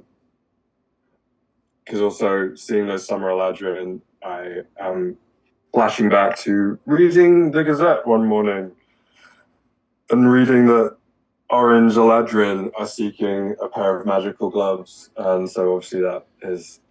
But as you see this, these are yellow Eladrin, not orange. I'm still casting Salune's Viper. Okay. So, yeah, you see this spectral, like, black and white banded sea snake circling around me, ready. Yeah. All right. Anything else you guys would like to do to prepare? Yeah, Safina she'll just activate her Blade Song this turn. Okay. I'm gonna cast Bless on everyone. So that adds a D4 to your attack roll and saves, y'all. Solid. Oh, okay. Thank you. Thank you. D4 to attack rolls and saves. Great. Anything else? How tall is this barricade? It's about, I'd say, at least 2 stories tall. So I'd say, was that like 60 feet? And it's how much light is this? It's dim light. Where is dim light? It's dim light except for basically on this side of the wall, it's dim light. If you get close to the fire, it's bright light. Okay. And the Eladrin are on top of the wall, right? Yeah. And these are entrances underneath them? There's one Or is it entrance. just a solid wall? It's a solid wall, but basically, it's been a while since I've used this. But basically, can I ping it? Yeah, I can start. That is like there used to be a it's basically an archway, but it's been blockaded by Barricaded. all these turned over stalls. So you're gonna either have to take the time to pull them apart or find a way through this or climb over the wall. But the Eladrin, basically the way it'll work is once we start, the Eladrin are going to train their bows on you to prevent you from getting past. Mm-hmm. I want to just quickly amend. I'm not going to do my blade song yet. I'm instead going to cast Spirit Shroud. Okay. I will allow that.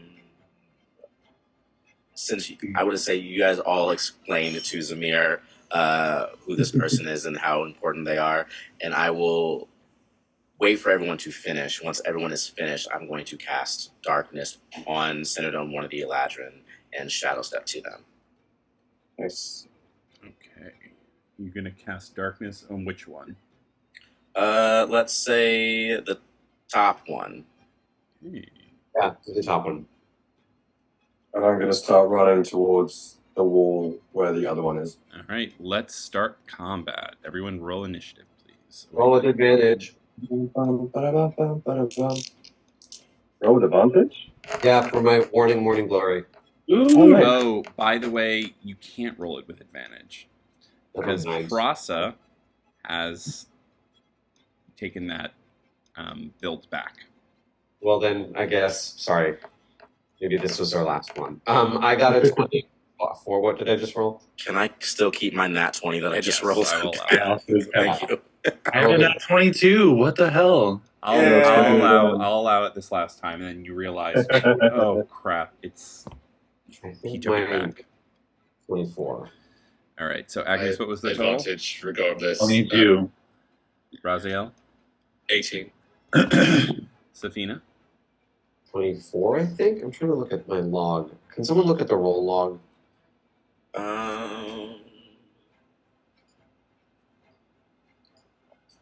Yeah. I've done this before. 22. There it is. 22 was mine? Yeah, yours. Mhm. 22. Zamir?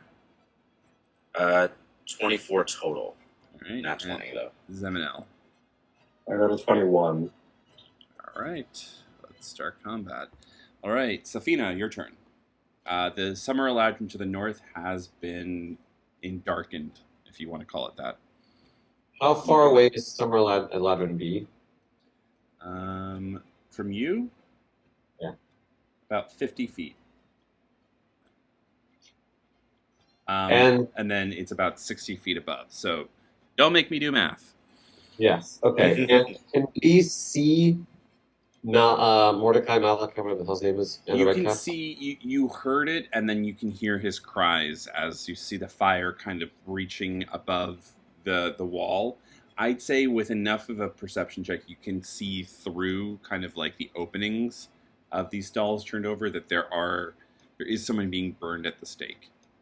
Okay. And are there entryways under the Eladrins? Is that what that is? Yes, so that's just an archway, but that's been completely like stuffed full of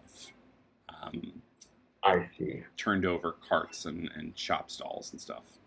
Got it. Okay. So then Safina is going to now activate her blade song. It's her bonus action. And then she's going to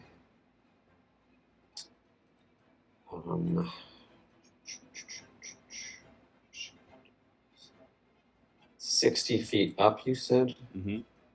It's about 40 feet up. I just looked up what a story is. It's about 20 feet total. Okay, so they're about 40 feet up.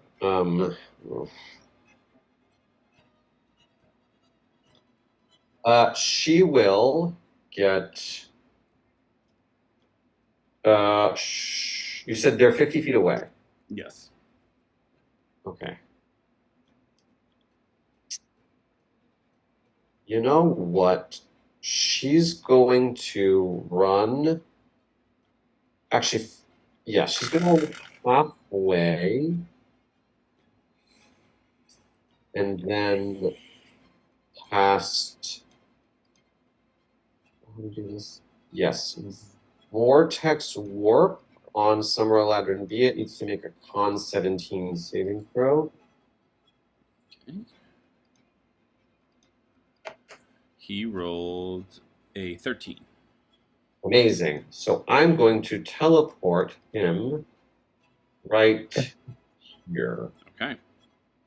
And then she's going to stay where she is because that's... Actually, no, she's going to keep running. She's going to keep running the remaining 20 feet that she has. Okay. Agnes. As you start your turn within his presence, I need you to make a wisdom saving throw. Who, me? Yes. Okay.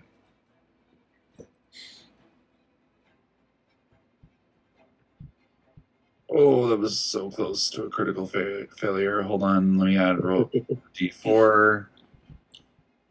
18, I think. 18? Yes. 18, you sense something coming off of him, but you are not affected. I'm not affected. Mhm. Okay. She needs her bonus action to go into her innate sorcery. And then, how far away is it to the wall, did you say? There's... From where you are, about 60 feet. About 60 feet, 58 feet. Yeah, I moved that Eladrin kind of in front of you. Okay. 1 second. I'm built for melee, and he's there. Okay. If people wanted to say get closer to Malachi. I'm about to hop the wall in a second. I'm just gonna blast him, I guess, because there's nothing else. Yeah, I'm gonna blast him with 2 Eldritch blasts. For 14 to hit in the first one. The one next to you, I'm assuming, right? Yeah. That's a miss. Okay. Oh, God. Another miss. Okay, and that's her turn. Oh, no. All right. Zamir, your turn. Okay, Zamir is gonna run a little bit and then shadow step up to the Eladrin that's in darkness and go ahead and give them a good... Oh wait, eating before you started your turn, I needed you to make a wisdom saving throw for me, please. Okay. Oh, fuck me. That's a nat 1. I'm assuming I stay where I was. Yeah, stay there. As you do that, you are the Summer Eladrin that Safina ported next to you has a frightful presence. Any non-Eladrin creature that starts its turn within 60 feet of the Eladrin must make a DC 16 Wisdom saving throw. On the failed save, the creature becomes frightened of the Eladrin for 1 minute. The creature can repeat the saving throw at the end of each of its turns. If a creature's saving throw is successful, it ends it for the creatures immune to the Eladrin's fearsome presence for the next 24 hours, meaning that, Agnes, you're immune to this Eladrin's frightful presence. To be frightened, just so you know, you experience the following effects. You have disadvantage on ability checks and attack rolls while the source of fear is within line of sight. You cannot willingly move closer to the source of fear. So, what this means for you, Zamir, is if you want to get away, you'll have to take a little bit of a longer way to get away from him. My question is, can you see in your magical darkness? Well, it was Eladrin B that cast that was that one, right? It is a trait, meaning that like once he's in your presence, then now you're frightened by him. Yes, I cast darkness on Eladrin A, so I can still get to them. No, I know that. I'm saying, can you see within your magical darkness? Oh, yes, I can. So I technically would still have disadvantage once I go in there. You would face another fearsome presence if you see him. If you get within If I see him again. If you see the other Eladrin. And I would say, based on this, you know this as a trait, so it's up to you. You can move closer to Eladrin A and do that. It is a risk that you have of being frightened by both of them. The rest of us can't see into his darkness, though, can we? Correct. Okay. I'm still gonna do it and get up there and try to attack.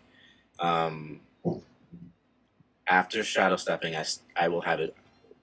I'm gonna the disadvantage from Eladrin B, but shadow step gives me advantage, so there'll be a flat attack roll, correct?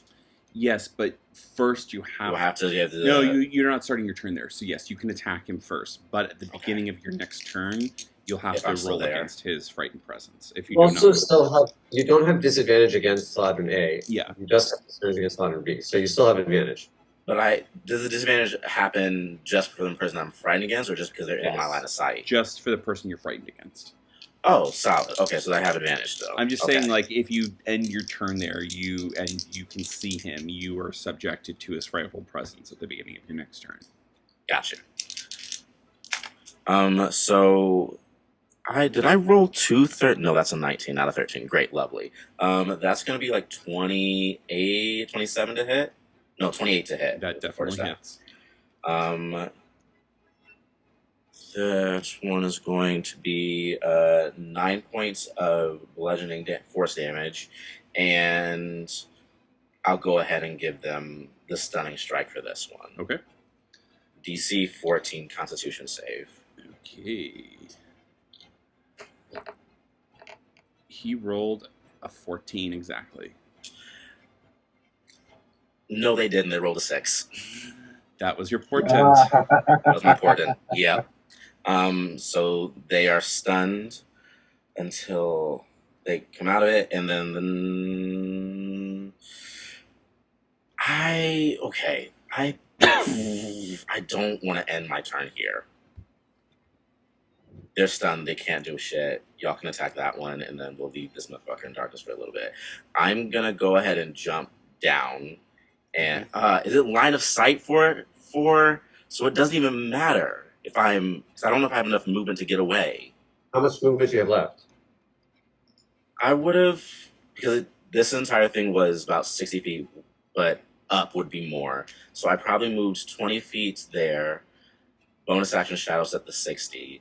So I still have another 20 feet. The problem is how would I be able to know how big their range is? Their frightful presence?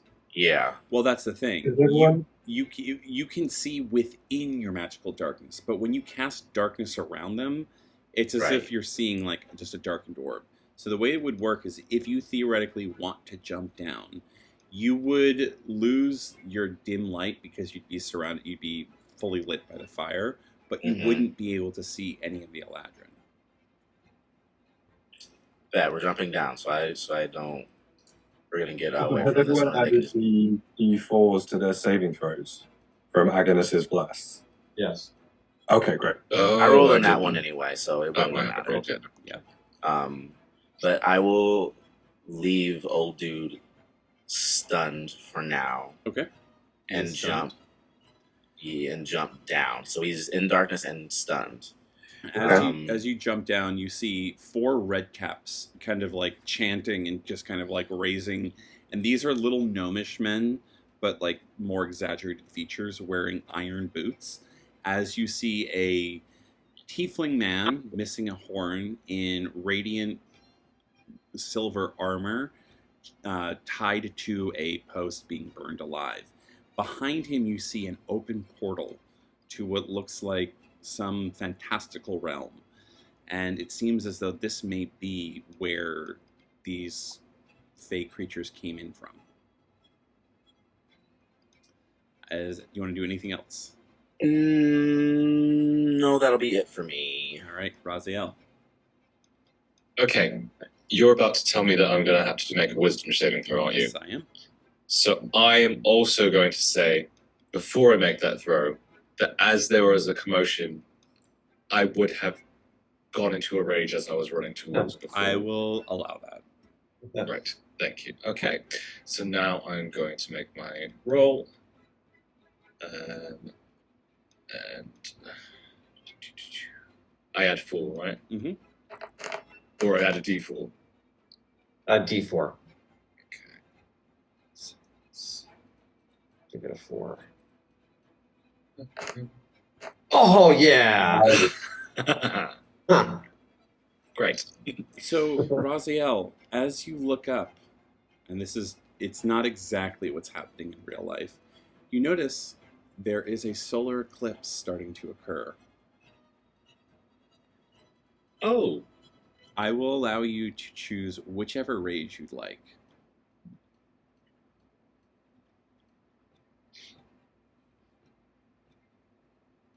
So I can, from my moonshot, I can pick whichever. Yep. Ooh. What do I call it? But you also know that the last time you encountered an eclipse, someone was present. Oh, that clown fucker is around, isn't he? Oh no. Okay. Clown fucker sounds like a bad thing in this Oh, context. he was so bad. He was so bad. He killed Raziel. No. Like, killed.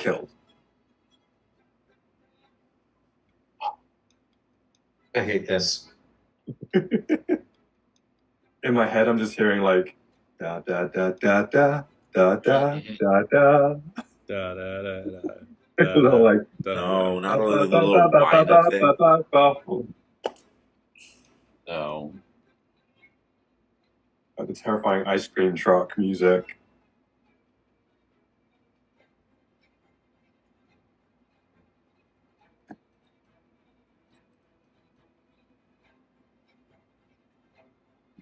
What are you doing, Raziel?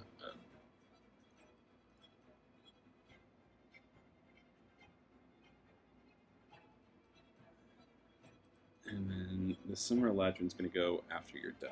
The one in dark. Right, okay. I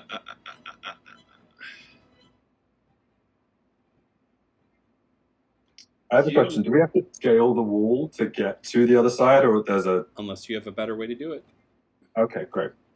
Or you could try and blast through these turned over Like the barricade. Yeah. But we can't see through... You can see... So it's a patchwork, but you can see through it to the best of your abilities, but it's not... Okay, I can see some red caps. I can see the fire. Yeah. Okay. But you do not have like a clean line of sight to like blast or cast a spell or anything. Sure. Okay, so I am going to choose the full moon rage. Okay. Which means that I have a rage damage of +2. So I add +2 to all my attacks. All right. And then I also I shed bright light for 10 feet. All right. There is a bane to this. So Raziel is going to say,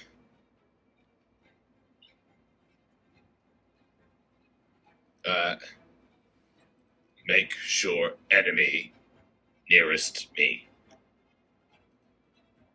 Okay. So above table, if I get injured, I have to make a DC 12 wisdom save, or I attack the creature that's nearest to me automatically on my next turn. So just make sure that there's someone else nearer to me than you guys. Mm-hmm. Noted. Great. Agnes, please move. Don't worry, because I am going to instinctive pounce to the Eladrin. Okay. And would you allow me to attempt to grapple him midair as I pounce on him? Sure, make an athletics or acrobatics check, your choice. Great. He will counter, obviously. Okay.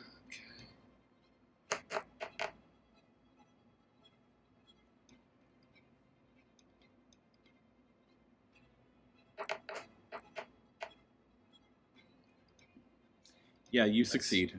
Describe exactly what you want to do. So yeah, I'm going to instinctive pounce and kind of like just like properly rugby tackle, but also kind of like wrap my legs around so I'm completely like You do the Black Widow attack, like you just go Yeah. around his neck and just swing him down. yeah. I'd say And, just roll. This isn't even like part of your actual attack. Roll just regular unarmed attack damage because you will throw this skinny elf man down to the ground with just your thunder thigh. Great. So that was her blade song for the day. Thank you. You were wondering. And I add a D4 to that, right? Yeah. No, I'm just saying roll unarmed damage. Oh, just roll damage. Yeah. Great.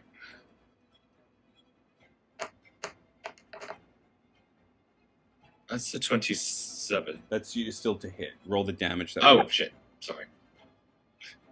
I think you're still rolling. You're rolling. I know. Sorry. Roll to the Wrong one, buttons. Hit there the we button go. to the right.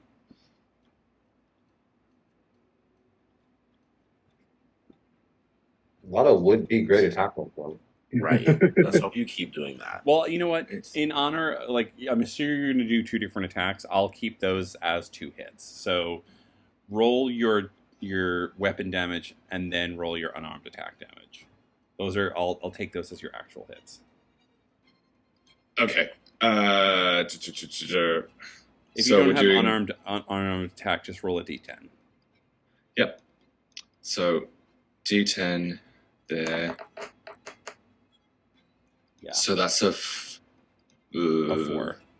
4. Yeah. And then just roll your weapon attack. I'm assuming you're weapon attacking him. Yes. Yeah. Would it be a 6 because of his rage? Yes. Thank you. So first, so those were 2 hits, correct? Yes, 2 successful weapon attacks as well. Great. So I will roll for those damage, and then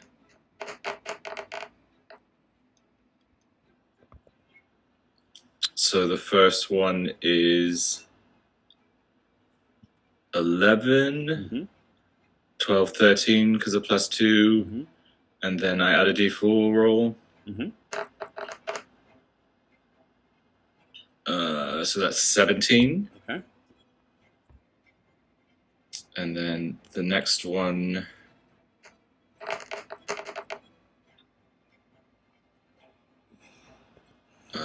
is a 14, 15, 16, 20. Okay. And what that looks like is kind of he's tackled in midair, and he's thrown him down to the ground, and then he's kind of got his Morning Star kind of just very close to the bulb and just smashing it into his torso. Yeah, you've knocked him prone with that attack. Great. Anything else? I think that's going to be it for now. All right. What's your radius on your magical darkness? Or is it on him just... It's on him, but it's 15 feet. So he couldn't he couldn't leave it. It's like attached to his body. For like no, it's on him, but he can't do anything because he's stunned till my next turn. That's right. Okay. Summer Ladrin B is going to... He's still prone, but he's going to try and attack you, Raziel, with his long sword. That's a miss. And a 26 to hit. That will hit, yes. You will take 17 slashing, halved to, what is that, 6? 9? 9. Cool. 9 slashing. Yeah, just 9 slashing. Yeah, so he tried to swipe you twice. And that's his turn because he is still, like, in your person. Malachi can't do anything except get burned. So he lets out a blood-curdling scream and takes 18 points of fire damage. Ooh. Zeminel, your turn. Okay. So I'm guessing this is kind of like the barricade sort of almost like leads up to the top of this wall that the Eladrin are on. Correct. But first, make a wisdom saving throw for me, please. Okay. Because you're still within his frightful presence. From the other one, yes. Wisdom save. Does guidance go on saves? No. No. No, okay. You are still blessed. Yeah, bless is still active. So that gives me what? You succeed. Or Don't worry. the D4. Oh yeah, so it's plus. So it's 20 plus the D4, whatever that would be. Yeah, you're fine. You're not frightened, and you're immune from his frightened for the next 24 hours. In that case, I am going to bonus action Misty Step 30 feet to sort of like essentially halfway up the barricade. Okay. And then what? So where what would are the benefits? I would So I'm say here. you need to make an acrobatics check to balance on these. Well, what Salune's Viper also gives me is a climbing speed equal to my regular speed. So would you allow that I then use the rest of my actual movement to get up to the wall? I would With like the you to climbing. describe what that looks like. It's kind of so Misty Step onto like the top of a stall, like climbing up the Viper every now and then, like if I like maybe miss my footing, kind of catches and like pushes me up. And yeah, it's this very like scuttly, insecty. It looks a little demonic. It doesn't look all that nice. And then yeah, if you'll allow that I use the rest of my movement because of Salune's Viper to get to the top of that. Yes, I will allow that. Right. So that's within 60 feet, so 30 feet for Misty Step and 30 feet for movement. I can't cast another leveled spell, can I, in this turn? Because I used Misty Step. Correct. Correct? Correct. In that case, then, I am going to activate the cantrip Primal Savagery, which I won't have any effect on this turn, but for you channel primal magic to cause your teeth or fingernails to sharpen, ready to deliver a corrosive attack. So on my next, if I make a melee attack on anyone, it's 2d10 acid damage plus a bonus. I would say, Zamir, you notice this devil that appears on the barricades and the parapets. His horns look a little bit longer, and his teeth look a little bit sharper, and his claws come out. This is no animal. This looks like a devil in the night. And then you catch a glance again, and it's your friend Zeminel. It's very disturbing. And I look, I look, and I see the fire, and like confirm that it's Mordecai, and I hiss. Yeah, a forked tongue comes out even. Oh shit! Interesting. Anything else, Zeminel? No, I think that's my turn. All right, the red caps are up next. They're all going to surround Zamir.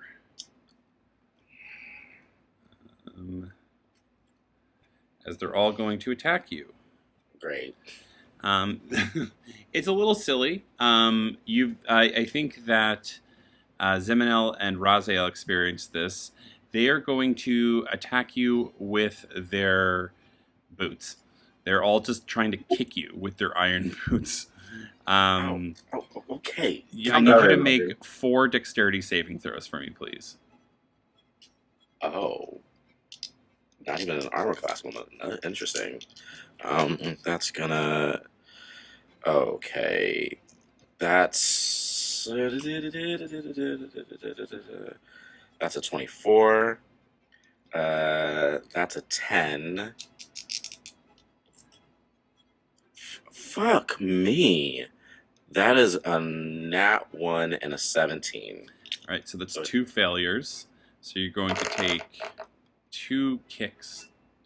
You have 20 bludgeoning and 24 bludgeoning as Which you are knocked prone. I'll still have those because of evasion. Okay. So 20 and 24 total. Yeah, so it would be 10 I gotcha. and 7. 7. But you are still knocked prone. Lovely. Zeminel, you see your friend, like these gnomish men just kind of rush at him, bum rush him, and just like start kicking and throwing each other at him, and he's just like surrounded by these red caps. Okay. All right. The red caps are done. Back to the beginning. Safina.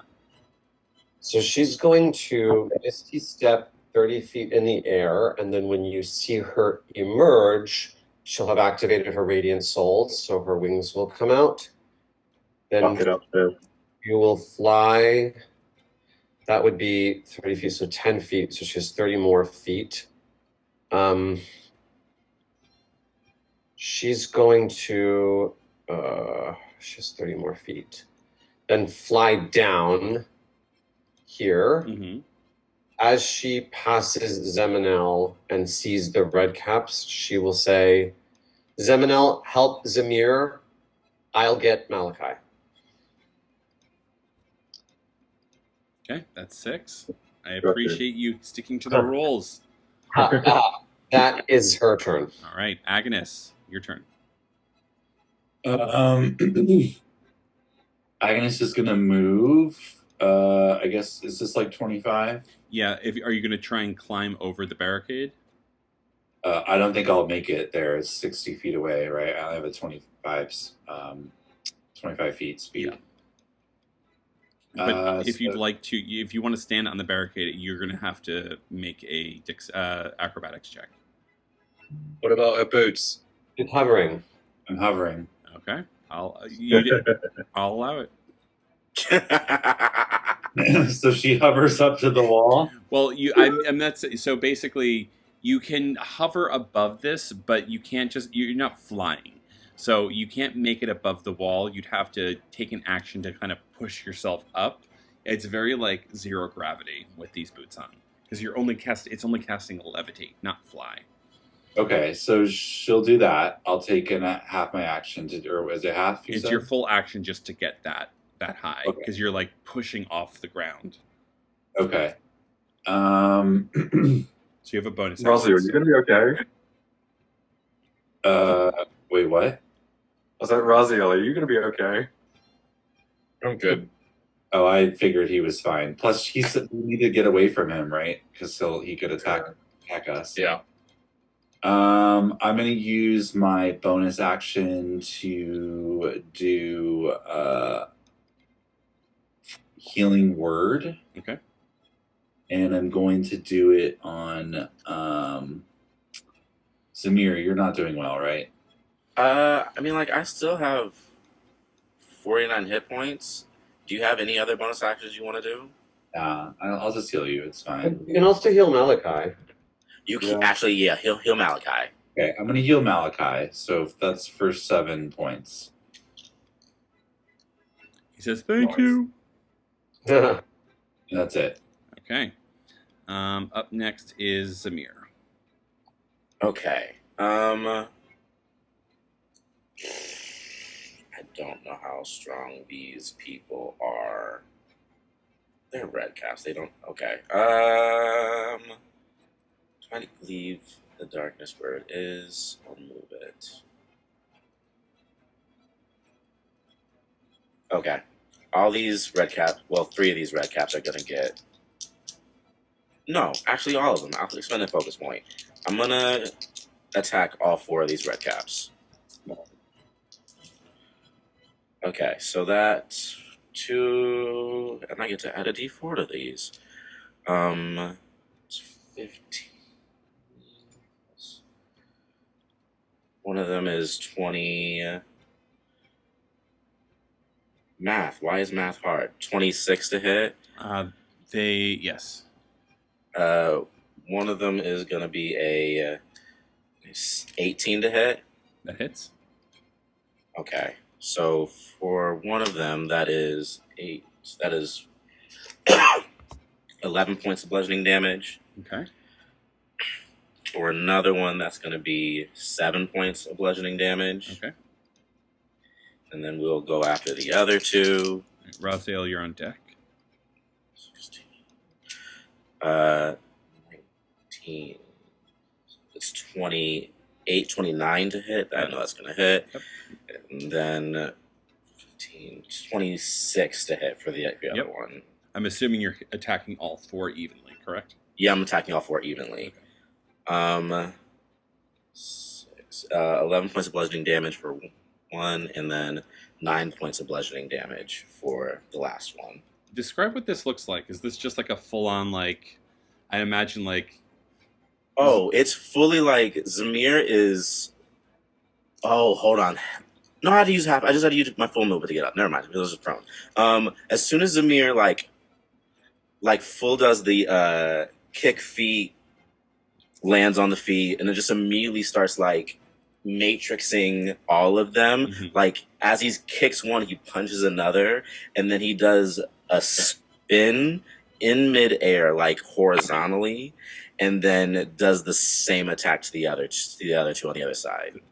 Safina, you're rarely impressed, but this is like a very impressive feat of physical strength, and you're glad he's on your side at the very least. Indeed. All right, anything else? That'll be it for me. All right, Raziel, you're up next. Okay, great. One question I keep meaning to check on, moving back and forth between virtual and actual tabletop. When I have extra stuff like my Divine Fury, which is, an extra D6 plus 4, on the D&D Beyond button, does that encompass everything, or do I have to also add that myself as well? Unless it's part of the actual attack, you have to add that in, yes. Great, good to know, because I did not do that last time. Right, so he's still prone, and I'm still Yes. kind of going where I am, so I'm just going to keep hammering him with this attack. Actually, no, he's not prone. He stood up on his turn to attack you. So I'd say that he's Right, just... okay. He didn't disengage, but he is Right. within your area. Right, okay. Well, I'm going to roll to attack again. That's a hit. 22. Great. And then I will attack again, see if it's 2. That is a 17. miss. But I didn't roll the d4. You did not.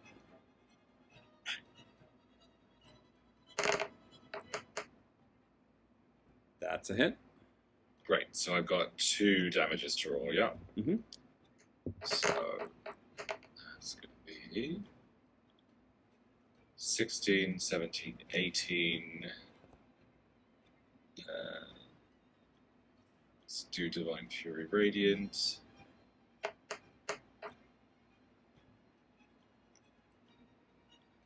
All right. So the first one is 22 damage. Mm-hmm. And then the next one is going to be...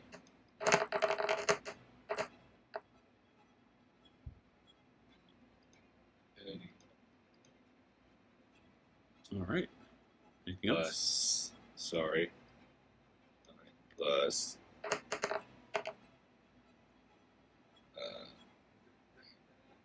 it's 18 damage. Yep. You were laying into him. He is not looking good. Anything else? That's it for now, yeah. All right. So,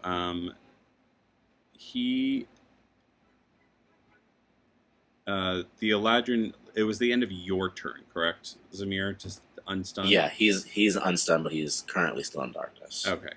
He is going to... He didn't see you guys climb up, but I'm going to assume that he heard you. So he's still going to attack the people he senses on the parapets with disadvantage, with his longbow. So this is against Agnes. He's choosing to stay in the darkness and just take the disadvantage? Well, it's on him, I thought, right? Oh, it's on the area, so like I can't cast it on a person. Gotcha. It's just going to be in the area. I can move it if I choose to. Gotcha. But it's, so yeah. how big is it again? 15. 15. I'm just It's centered on him, so we'll just got to move 15 feet the other way. I'm just gonna draw it so we know what it looks like. Oh, that's a lot. So technically, oh shit. Well, I mean, it's up 20 feet. Yeah, you're 40 feet down. Yeah. Yeah. So you're below it, but it's Yeah. right. It's So he's still gonna try and 5, 10. But he's gonna bump into Agnes. He's still in darkness because he can't move through her. So instead, he's going to swing his longsword at her twice with disadvantage. He's going to roll a natural 1 on that first one. And Nice. a 22 to hit. That it's. You're going to take 12 slashing damage. Who's gonna hellish rebuke? Okay. That is Dex 16 save. All right. He failed. Right. Right. 6 fire damage. All right. And then the other Summer Eladrin engaged with Raziel is going to swing his sword at him twice. Well, actually, he's going to swing his sword once, so that's a 19 to hit. That hits.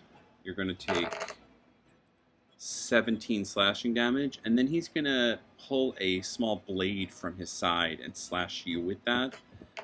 That's going to be 25 to hit. Yeah, that will hit. You take 16 slashing and 8 poison damage. And I need you to make a Constitution saving throw with advantage because you're raging. Yep. And then up next would be That's Malachi. 12, and then You my are now next one. poisoned. Oh no, I haven't done the second one. Oh. That's better. Okay, you're not Is- poisoned. Correct. Malachi is going to take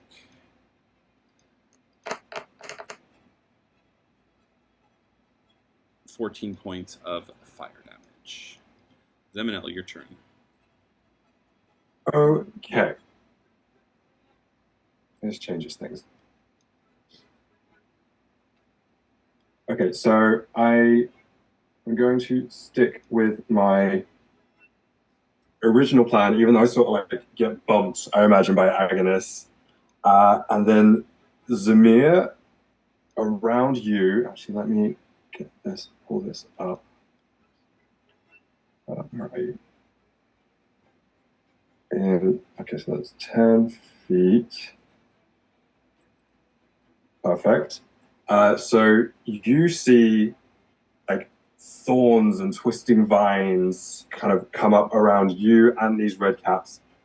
First of all, you see just one little vine come up, and I'm sure Raziel, you'll have memory of this, and just a little flower opens, boops you on the nose, and you heal for 2d6. So you get 7 healing. Thank you. And then everyone else in that has to make a con 17 save. Okay. So that's all the red caps.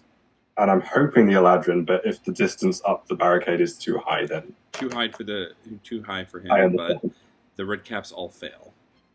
Perfect. So they are going to take 2d6 necrotic damage. So they're each going to take 8 necrotic damage. Okay.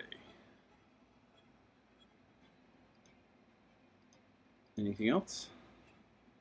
I'm then going to, because I still have my Saloon's Viper up and I can climb, I'm going to, actually, let me delete that area of effect.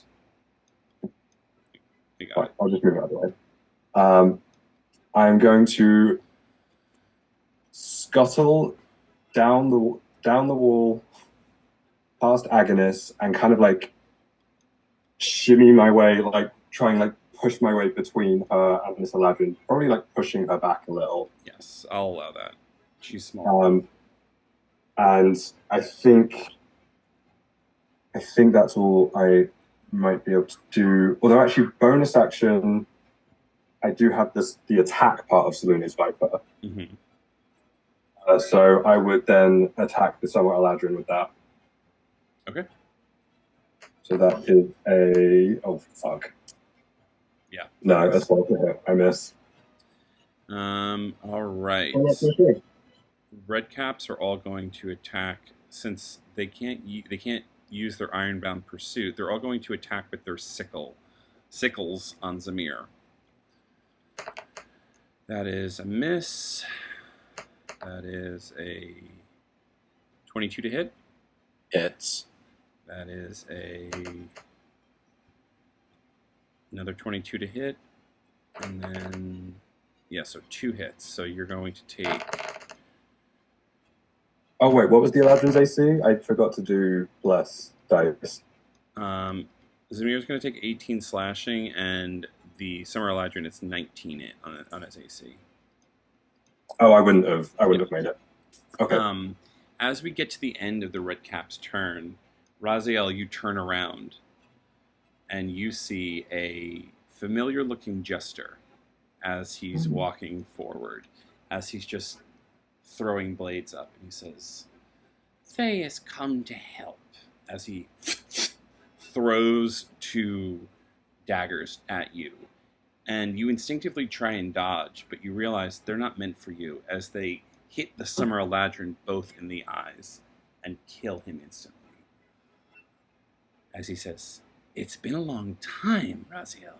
How are you?" And that is where we're going to end it tonight. Corvale Sumnus, the Umbral Jester, has made his appearance, and he looks as though he's looking to help you guys. How this occurs, we do not know, but we will pick up mid-battle this time next week on Monday with the Goblin guys as per usual. Well, a lot of reveals tonight, a lot of secrets kept, and deals made. How's everyone feeling? I want to know who the fuck this jester is. Yeah. Did this happen on this is the boat, right? Listen, he's coming to help. He can there's got a few things I can fucking help him with, that's for sure. Right, we shall see how this occurs this time next week. And say it with me, everyone, as we sign off. Are you Goblin? Are you Goblin guys? We'll get it one day. We're on Zoom. We need a beat. Bye.